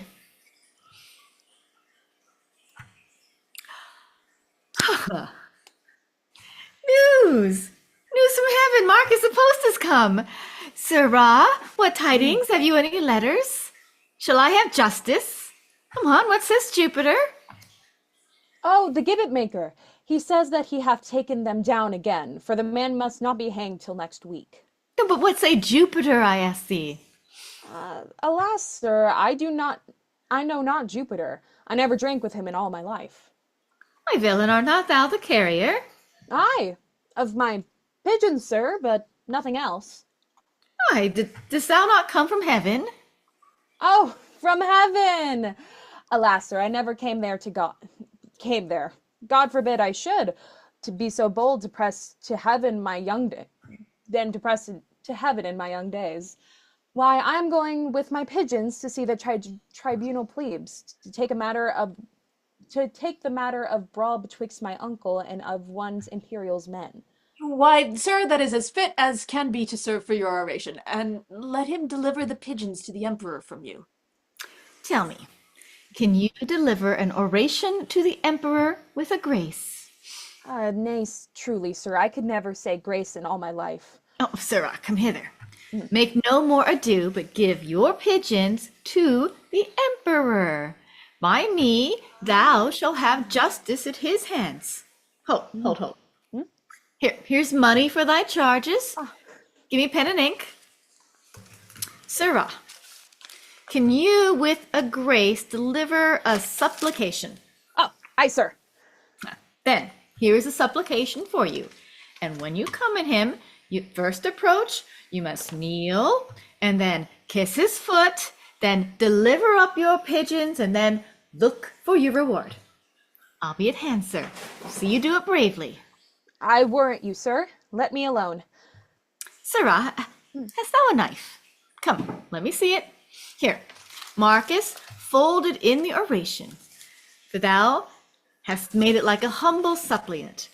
And when thou hast given it to the emperor, knock at my door and tell me what he says. God be with you, sir. I will. Come, Marcus. Let us go. Publius, follow me.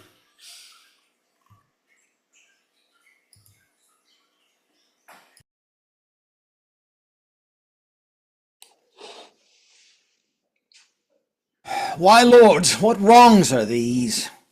Was ever seen an emperor in Rome thus overborne, troubled, confronted thus? And for the extent of eagle justice used in such contempt? My lords, you know, as know the mightful gods, how ever these disturbers of our peace buzz in the people's ears. There naught hath passed, but even with law against the wilful sons of old Andronicus. And what, and if his sorrow have so overwhelmed his wits, shall we be thus afflicted in his reeks, his fits, his frenzy, and his bitterness? And now he writes to heaven for his redress. See, here's to Jove, and this to Mercury, this to Apollo, this to the god of war. Sweet scrolls to fly about the streets of Rome. What's this but libeling against the Senate, and blazoning our injustice everywhere? A goodly humor, is it not, my lords?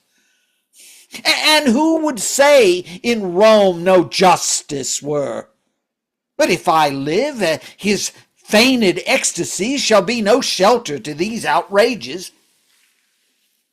But he and his shall know that justice lives in Saturninus' health, whom, if she sleep, he'll so awake as she in fury shall cut off the proudest conspirator that lives.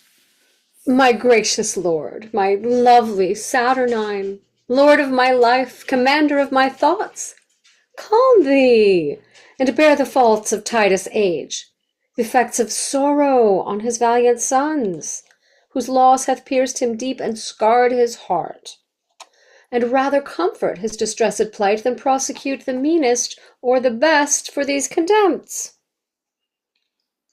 Why, thus it shall become high-witted Tamora to gloze with all, but Titus, I have touched thee to the quick, my lifeblood out. If Aaron now be wise, then all is safe, the anchor's in the port. How now, good fellow? Wouldst thou speak with us? Yea, forsooth, and your mastership be imperial. Empress I am, but yonder sits the emperor. Ah, 'tis he. Good Saint Stephen give you good den. I have brought you a letter, and a couple of pigeons here. Go, take him away, and hang him presently. How much money must I have? Oh, come, Sarah, you must be hanged. Hanged? By lately, I'd have brought up a neck to a fair end. The spiteful and intolerable wrongs! Shall I endure this monstrous villainy? I know from whence this same device proceeds. May this be borne? As if this traitorous sons that died by law for murder of our brother have by my means been butchered wrongfully? Go, drag the villain hither by the hair.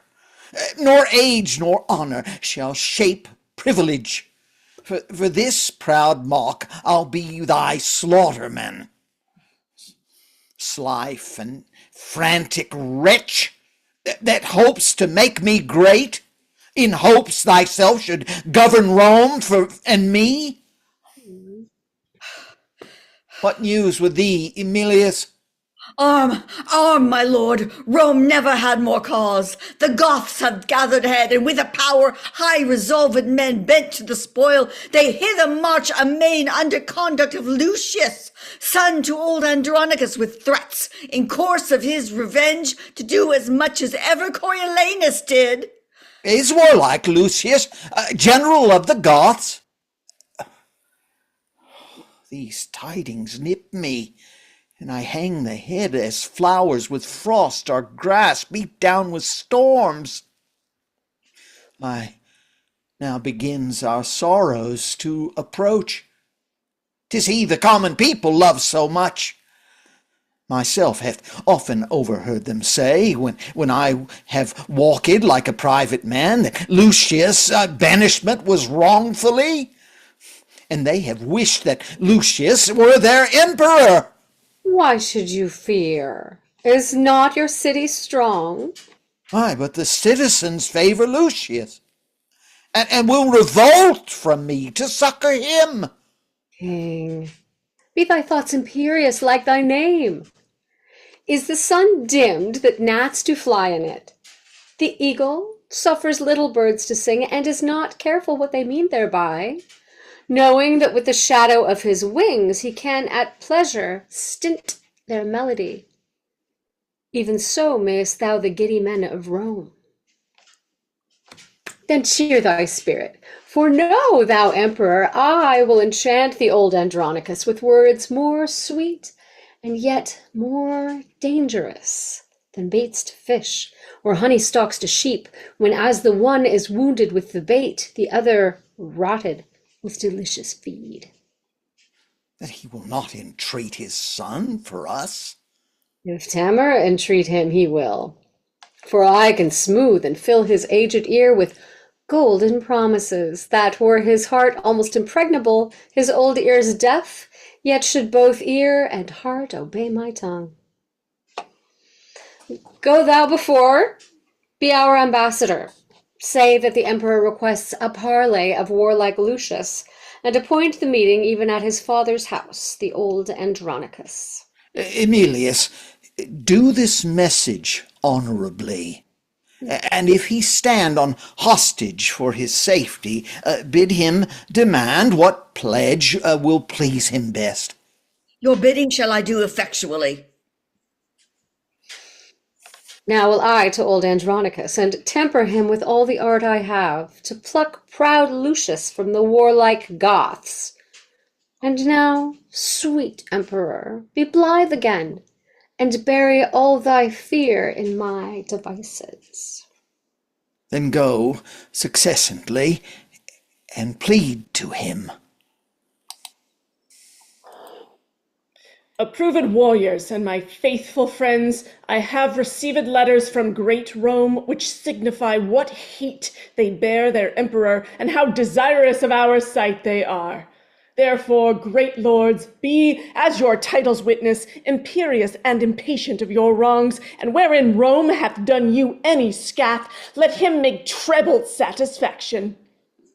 Brave slips sprung from the great Andronicus, whose name was once all terror, now all comfort, whose high exploits and honorable deeds, and grateful Rome regrets from without contempt.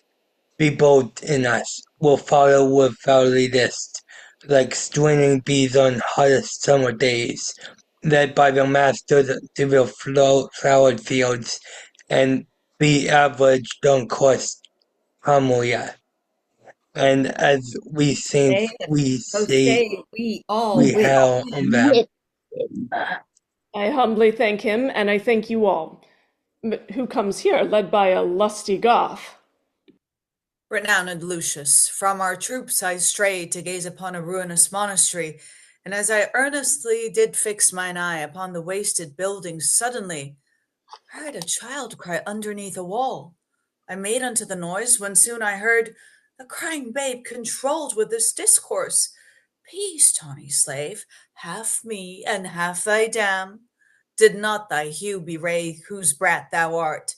Had nature lent thee but thy mother's look, villain, thou mightest have been an emperor. But where the bull and cow are both milk white, they never do beget a coal black calf. Peace, villain, peace! Even thus he rates the babe, for I must bear thee to a trusty Goth, who, when he knows thou art the empress babe, will hold thee dearly for thy mother's sake. With this, my weapon drawn, I rushed upon him, surprised him suddenly, and brought him hither, to use as you think needful of the man. O worthy Goth, this is the incarnate devil that robbed Andronicus of his good hand. This is the pearl that pleased your empress eye, and here's the base fruit of his burning lust. Say, wall-eyed slave, whither wouldst thou convey this growing image of thy fiend-like face? Why dost not speak? What, deaf? Not a word? A halter, soldiers, hang him on this tree, and by his side his fruit of bastardy. Touch not the boy, he is of royal blood. Too like the sire for ever being good. First hang the child, that he may see it sprawl, a sight to vex the father's soul withal. Get me a ladder. Lucius! Save the child, and bear it from me to the empress. If thou do this, I'll show thee wondrous things that highly may advantage thee to hear. If thou wilt not, befall what may befall, I'll speak no more, but vengeance rot you all. Say on, and if it please me which thou speak'st, thy child shall live, and I will see it nourished. And if it please thee, why assure thee, Lucius, 'twill vex thy soul to hear what I shall speak. For I must talk of murders, rapes, and massacres, acts of black night, abominable deeds, complots of mischief, treason, villainies, ruthful to hear, yet piteously performed, and they shall all be buried by my death, unless thou swear to me my child shall live. Tell on thy mind, I say thy child shall live. Swear that he shall, and then I will begin. Who should I swear by? Thou believest no God. That granted, how canst thou believe an oath? What if I do not, as indeed I do not? Yet for I know thou art religious, and hast a thing within thee called conscience, with 20 popish tricks and ceremonies which I have seen thee careful to observe. Therefore I urge thy oath, for that I know an idiot holds his bauble for a god, and keeps the oath which by that god he swears, to that I'll urge him. Therefore thou shalt vow by that same god, what god soe'er it be, that thou adorest and hast in reverence, to save my boy, to nourish and bring him up, or else I will discover not to thee. Even by my God, I swear to thee I will. First know thou, I begot him on the empress. Oh, most insatiate and luxurious woman. Tut, Lucius, this was but a deed of charity, to that which thou shalt hear of me anon. 'Twas her 2 sons that murdered Bassianus. They cut thy sister's tongue, and ravished her, and cut her hands, and trimmed her as thou saw'st. Detestable villain, call'st thou that trimming? Why, she was washed and cut and trimmed, and 'twas trim sport for them that had the doing of it. Barbarous beastly villains like thyself. Indeed! I was their tutor to instruct them. That codding spirit had they from their mother, as sure a cod as ever won the set. That bloody mind, I think, they learned of me, as true a dog as ever fought at head. Well, let my deeds be witness of my worth. I trained thy brethren to that guileful hole where the dead corpse of Bassianus lay. I wrote the letter that thy father found, and hid the gold within the letter mentioned, confederate with the queen and her 2 sons, and what not done, that thou hast caused to rue, wherein I had no stroke of mischief in it?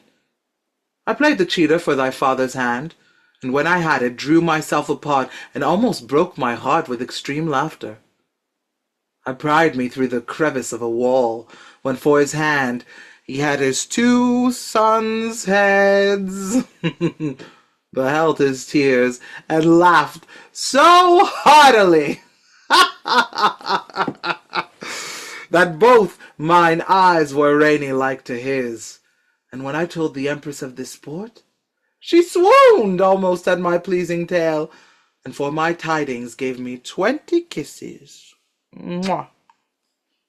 What canst thou say all of this, and never blush? Aye, like a black dog, as the saying is. Art thou not sorry for these heinous deeds? Aye, that I had not done 1,000 more. Even now I curse the day, and yet I think, few come with the compass of my curse, wherein I did not some notorious ill, as kill a man, or else devise his death, ravish a maid, or plot the way to do it, accuse some innocent, and forswear myself, set deadly enmity between 2 friends, make poor men's cattle break their necks, set fire on barns and haystacks in the night, and bid the owners quench them with their tears. Oft have I digged up dead men from their graves, and set them upright at their dear friends' door, even when their sorrows almost were forgot, and on their skins, as on the bark of trees, have with my knife carved in Roman letters, "Let not your sorrow die, though I am dead." Tut. I have done 1,000 dreadful things, as willingly as one would kill a fly. And nothing grieves me heartily indeed, but that I cannot do 10,000 more. Bring down the devil, for he must not die so sweet a death as hanging presently. If there be devils, would I were a devil, to live and burn an everlasting fire, so I might have your company in hell, but to torment you with my bitter tongue. Sir, stop his mouth and let him speak no more. My lord, there's a messenger from Rome desires to be admitted to your presence. Let him come near. Welcome, Aemilius. What's the news from Rome?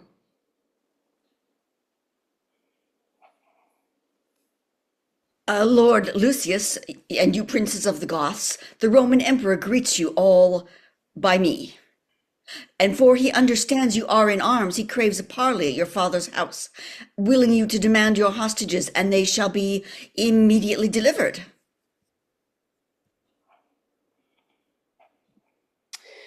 Aemilius, let the emperor give his pledges unto my father and my uncle Marcus, and we will come. March away.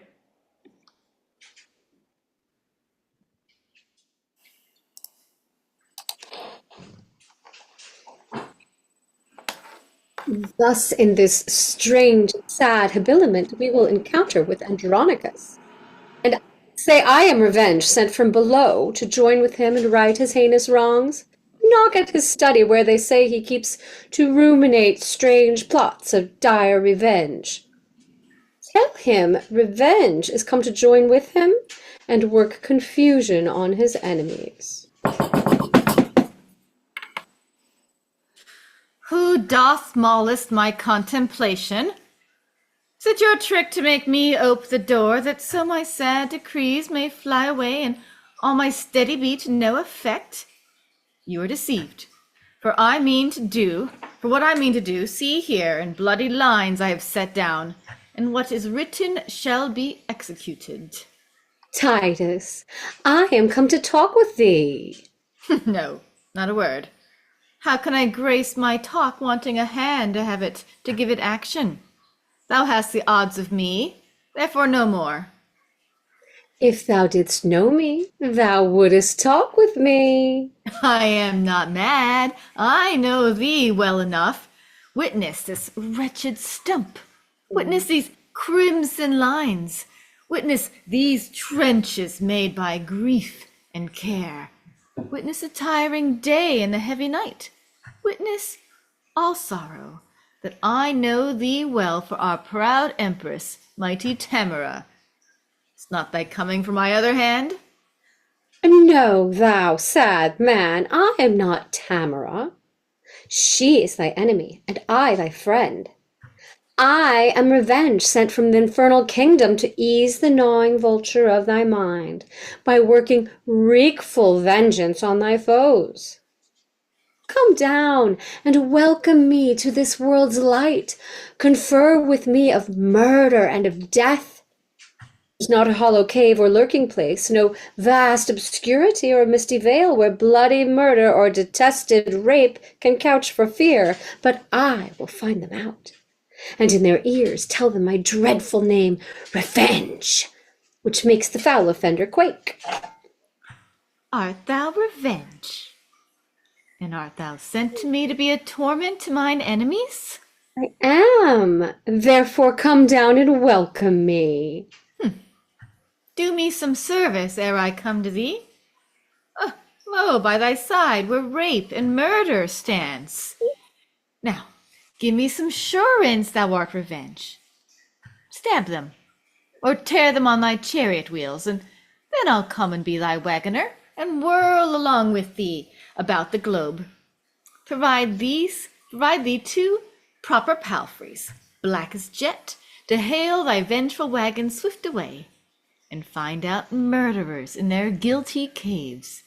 And when thy car is loaden with their heads, I will dismount, and by the wagon wheel trot like a servile footman all day long, even from Hyperion's rising in the east until his very downfall in the sea.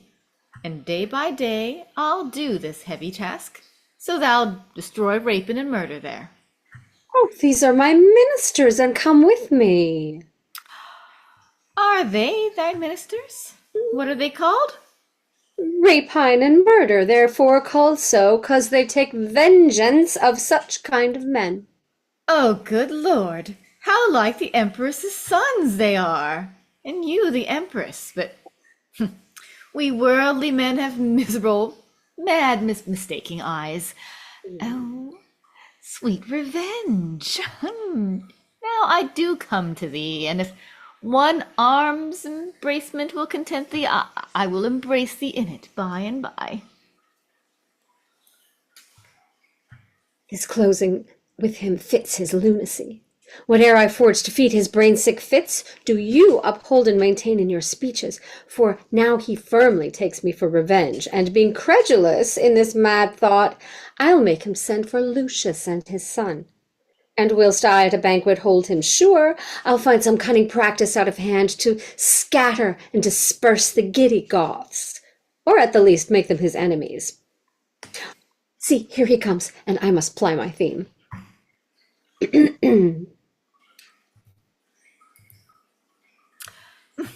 Long have I been forlorn, and all for thee. Welcome, dread fury, to my woeful house. Rapine and murder, you are welcome too. How like the Empress and her sons you are. Well are you fitted, had you but a Moor? Could not all hell afford you such a devil? Well, I wot the Empress never wags. In her company there is a Moor. And would you represent our queen aright, it were convenient you had such a devil. But welcome as you are. What shall we do? What wouldst thou have us do, Andronicus? Show me a murderer, I'll deal with him. Show me a villain that had done a rape, and I am sent to be revenged on him. Show me 1,000 that have done thee wrong, and I will be revenged on them all. Look round the wicked streets of Rome, and whence thou find a man that's like thyself, good murder, stab him. He's a murderer. Go thou with him, and when it is thy hap to find another that it is like to thee, good grapevine, stab him, he's a ravisher. And go thou with them, and in the emperor's court there is a queen, attended by a Moor. Mayst thou know her by thy own proportion, for up and down she doth resemble thee. I pray thee, do on them some violent death. They have been violent to me and mine. Well hast thou lessoned us. This shall we do.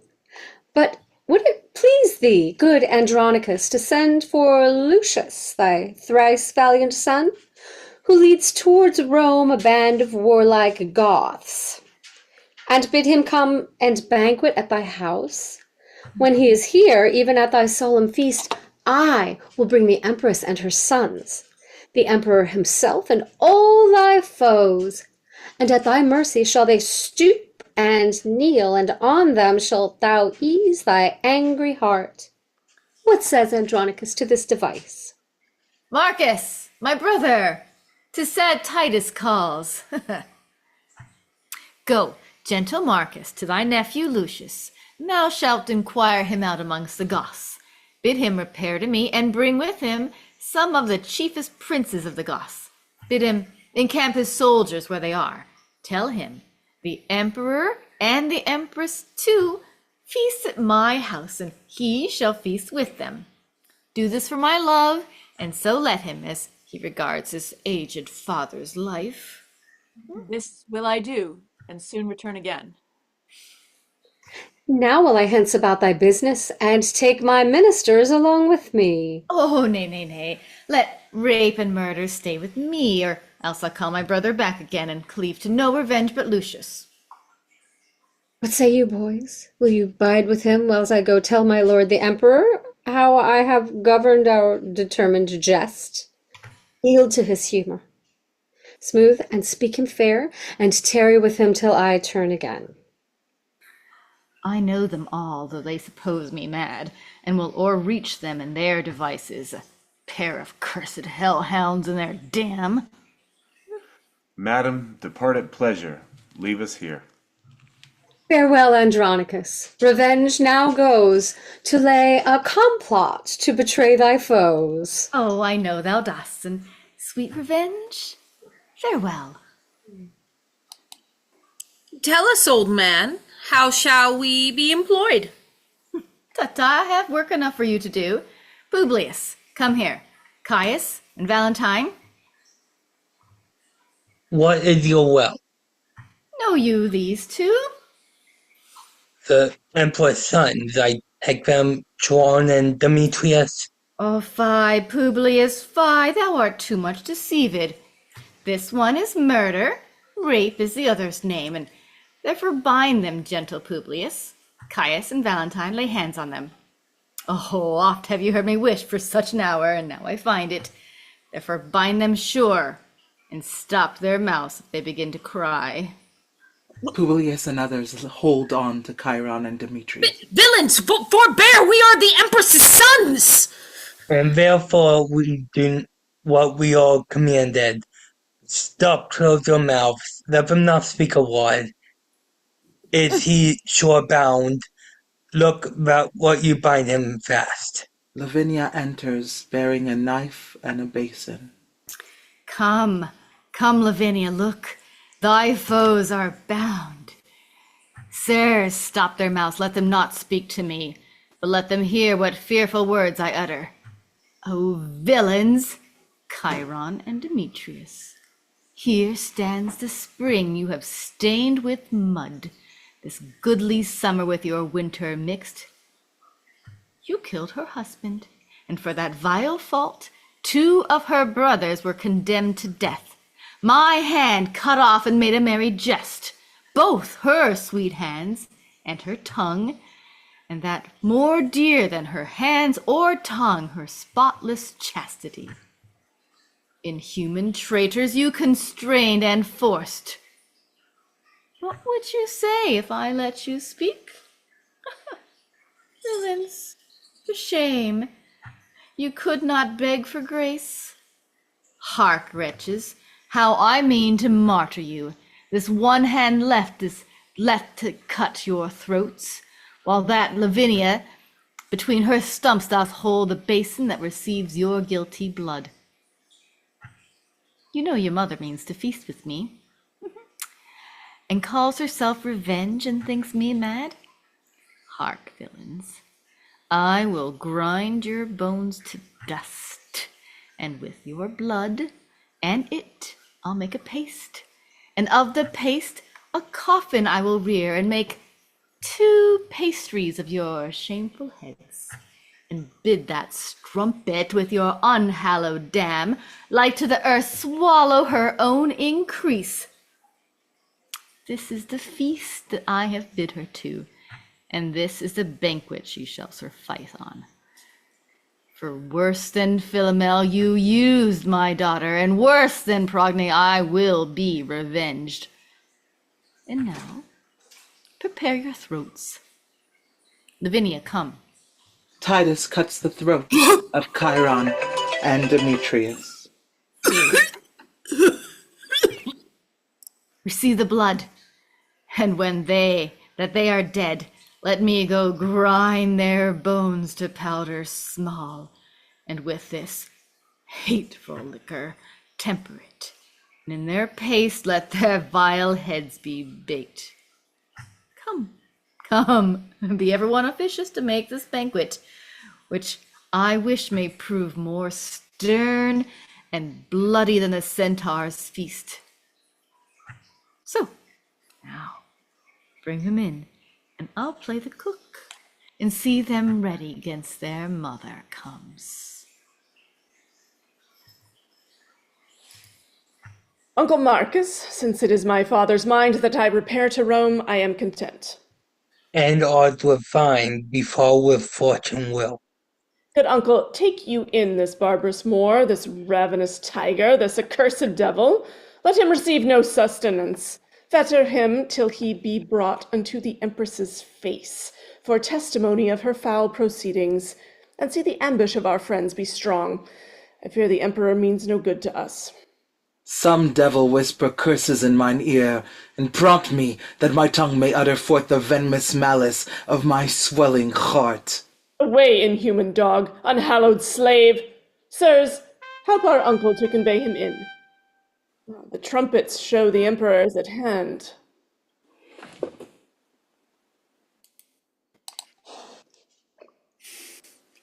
What, hath the firmament more sons than one? What boots it thee to call thyself a son? Rome's emperor and nephew. Break the parle. These quarrels must be quietly debated. The feast is ready where the careful Titus hath ordained to an honourable end, for peace, for love, for league, and good to Rome. Please you therefore draw nigh, and take your places. Marcus, we will. Welcome, my gracious lord, and welcome, dread queen. Welcome, ye warlike Goths. Welcome, Lucius, and welcome all.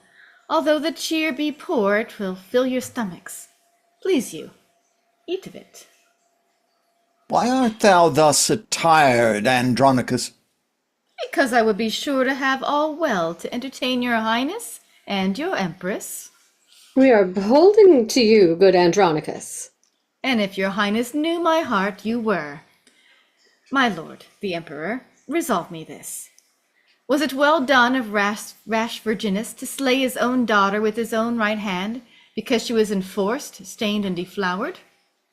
It was, Andronicus. Your reason, mighty lord. Because the girl should not survive her shame, and by her presence still renew his sorrows. A reason mighty, strong, and effectual, a pattern, precedent, and lively warrant, for me most wretched to perform the like. Die, Lavinia, in thy shame with thee, and with thy shame thy father's sorrow die. What hast thou done? Unnatural and unkind. Killed her, for whom my tears have made me blind. I am as woeful as Virginus was, and have 1,000 times more cause than he to do this outrage. and now it is done. What, was she ravished? Tell who did the deed. Wilt you please eat?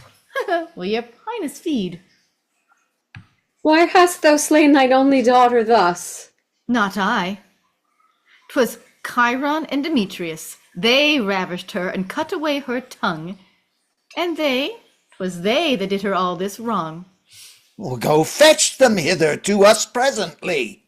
Why, they are both baked in that pie, whereof their mother daintily hath fed, eating the flesh that she herself hath bred. 'Tis true, 'tis true. Witness my knife's sharp point. Die, frantic wretch, for this accursed deed!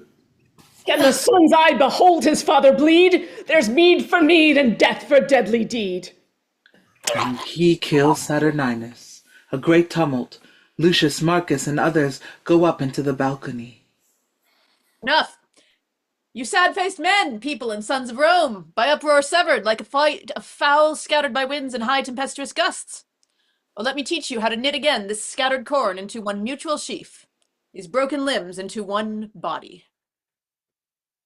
Lest Rome herself be banned unto herself, and she whom mighty kingsmen courtesy to, like a forced thumb and desperate cast away, do shameful execution on herself. But if my frosty signs and chaps of age, grave witnesses of true experience, cannot induce you to attend my words, speak. Rome's dear friend, as erst our ancestor, when with his solemn tongue he did discourse to lovesick Dido's sad attending ear, the story of that baleful burning night, when subtle Greeks surprised King Priam's Troy. Tell us, what Sinon hath bewitched our ears, or what hath brought the fatal engine in that gives our Troy, our Rome, the civil wound? My heart is not compact of flint nor steel, nor can I utter all our bitter grief, but floods of tears will drown my oratory, and break my utterance even in the time when it should move you to attend me most, lending your kind commiseration. So, here is a captain. Let him tell the tale. Your hearts will throb and weep to hear him speak. Then, noble auditory, be it known to you that cursed Chiron and Demetrius were they that murdered our emperor's brother, and they it were that ravished our sister. For their fell faults our brothers were beheaded, our fathers' tears despised, and basely cozened of that true hand that fought Rome's quarrel out, and sent her enemies unto the grave. Lastly, myself, unkindly banished, the gates shut on me, and turned weeping out, to beg relief among Rome's enemies, who drowned their enmity in my true tears, and oped their arms as to embrace me as a friend. I am the turned forth, be it known to you, that have preserved her welfare in my blood, and from her bosom took the enemy's point, sheathing the steel in my adventurous body. Alas, you know I am no vaunter, my scars can witness, dumb although they are, that my report is just and full of truth. But soft, methinks I do digress too much, citing my worthless praise. Oh, pardon me, for when no friends are by, men praise themselves. Now my turn to speak. Behold, this child. Of this was Tamora delivered, the issue of an irreligious Moor, chief architect and plotter of these woes. The villain is alive in Titus' house, and as he is to witness this is true. Now, judge, what cause had Titus to revenge these wrongs, unspeakable past patience, or more than any living man could bear? Now you have heard the truth. What say you, Romans? Have we done aught amiss? Show us wherein. And from the place where you behold us now, the poor remainder of Andronici will, hand in hand, all headlong cast us down, and on the ragged stones beat forth our brains and make a mutual closure of our house. Speak, Romans. Speak! If you say we shall, lo, hand in hand, Lucius and I will fall. Come, come, this thou reverend man of Rome, and bring our emperor gently in thy hand. Lucius, our emperor, for well I know the common voice do cry, it shall be so. Lucius, all hail! Rome's royal emperor! Go into Titus' sorrowful house, and hither hail that misbelieving Moor to be adjudged some direful slaughtering death, as punishment for his most wicked life. Lucius, all hail! Rome's gracious governor! Thanks, gentle Romans. May I govern so to heal Rome's harms and wipe away her woe. But, gentle people, give me aim a while, for nature puts me to a heavy task. Stand all aloof, but uncle, draw you near, to shed obsequious tears upon this trunk. Oh, take this warm kiss on thy pale cold lips, these Lucius sorrowful kisses drops Titus. upon thy blood-stained face, the last true duties of thy noble son. Tear for tear, and loving kiss for kiss. Thy brother Marcus tenders on thy lips. Oh, were the sum of these that I should pay countless and infinite, yet I would pay them. Come hither, boy, come. Come and learn of us to melt in showers. Thy grandsire loved thee well. Many a time he danced thee on his knee, sung thee asleep, his loving breast thy pillow. Many a matter hath he told to thee, meet and agreeing with thine infancy. In that respect, then, like a loving child, shed yet some small drops from thy tender spring, because kind nature doth require it so. Friends should associate friends in grief and woe. Bid him farewell. Commit him to the grave. Do him that kindness and take leave of him. Oh, grandsire, even with all my heart would I were dead, so you did live again. Oh Lord, I cannot speak to him for weeping. My tears will choke me if I open my mouth. You sad Andronici, have done with woes. Give sentence on this execrable wretch that hath been breeder of these dire events. Let him breast deep in earth and famish him.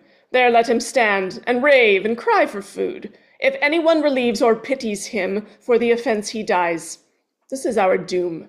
Some stay to see him fastened in the earth. Oh, why should wrath be mute and fury dumb? I am no baby, I, that with base prayers I should repent the evils I have done. 10,000 worse than ever yet I did would I perform, if I might have my will. If one good deed in all my life I did, I do repent it from my very soul. Some loving friends convey the emperor hence, and give him burial in his father's grave. My father and Lavinia shall forthwith be closed in our household's monument. As for that heinous tiger, Tamora, no funeral rite, nor man in mourning weeds, no mournful bell shall ring her burial, but throw her forth to beasts and birds of prey. Her life was beast-like, and void of pity, and being so shall have like want of pity. See justice done on Aaron, that damned Moor, by whom our heavy haps had their beginning. Then afterwards to order well the state, that like events may ne'er it ruinate.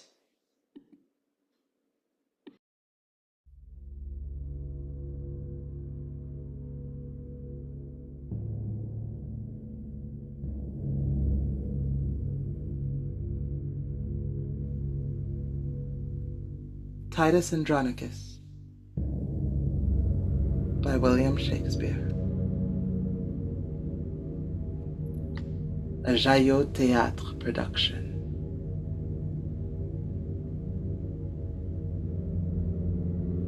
The cast included Catherine Devany DiFoxfire Wilson as Titus Andronicus, Miranda Hannasch as Marcus, Jacqueline Eisabeth as Aaron the Moor, Annemieke Farrow as Lucius.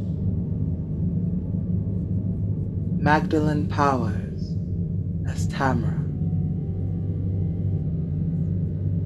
Paul Uhler as Saturninus.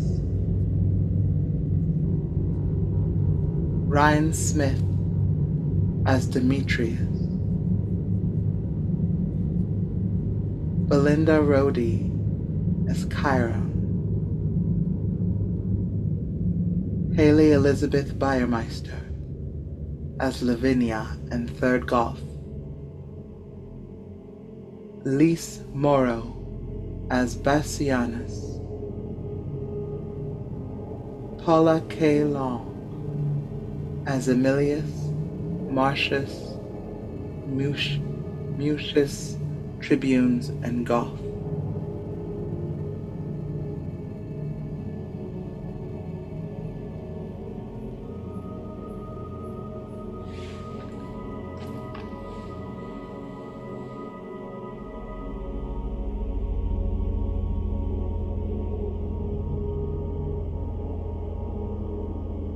Eric Raymond as Publius, young Lucius, and First Goth.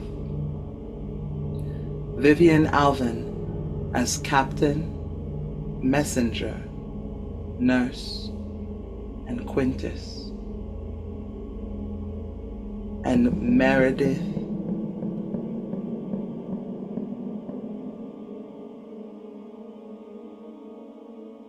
Cook.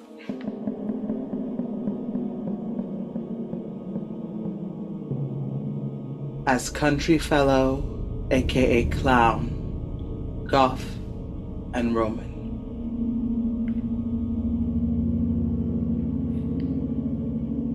This was a JaYo Theatre production.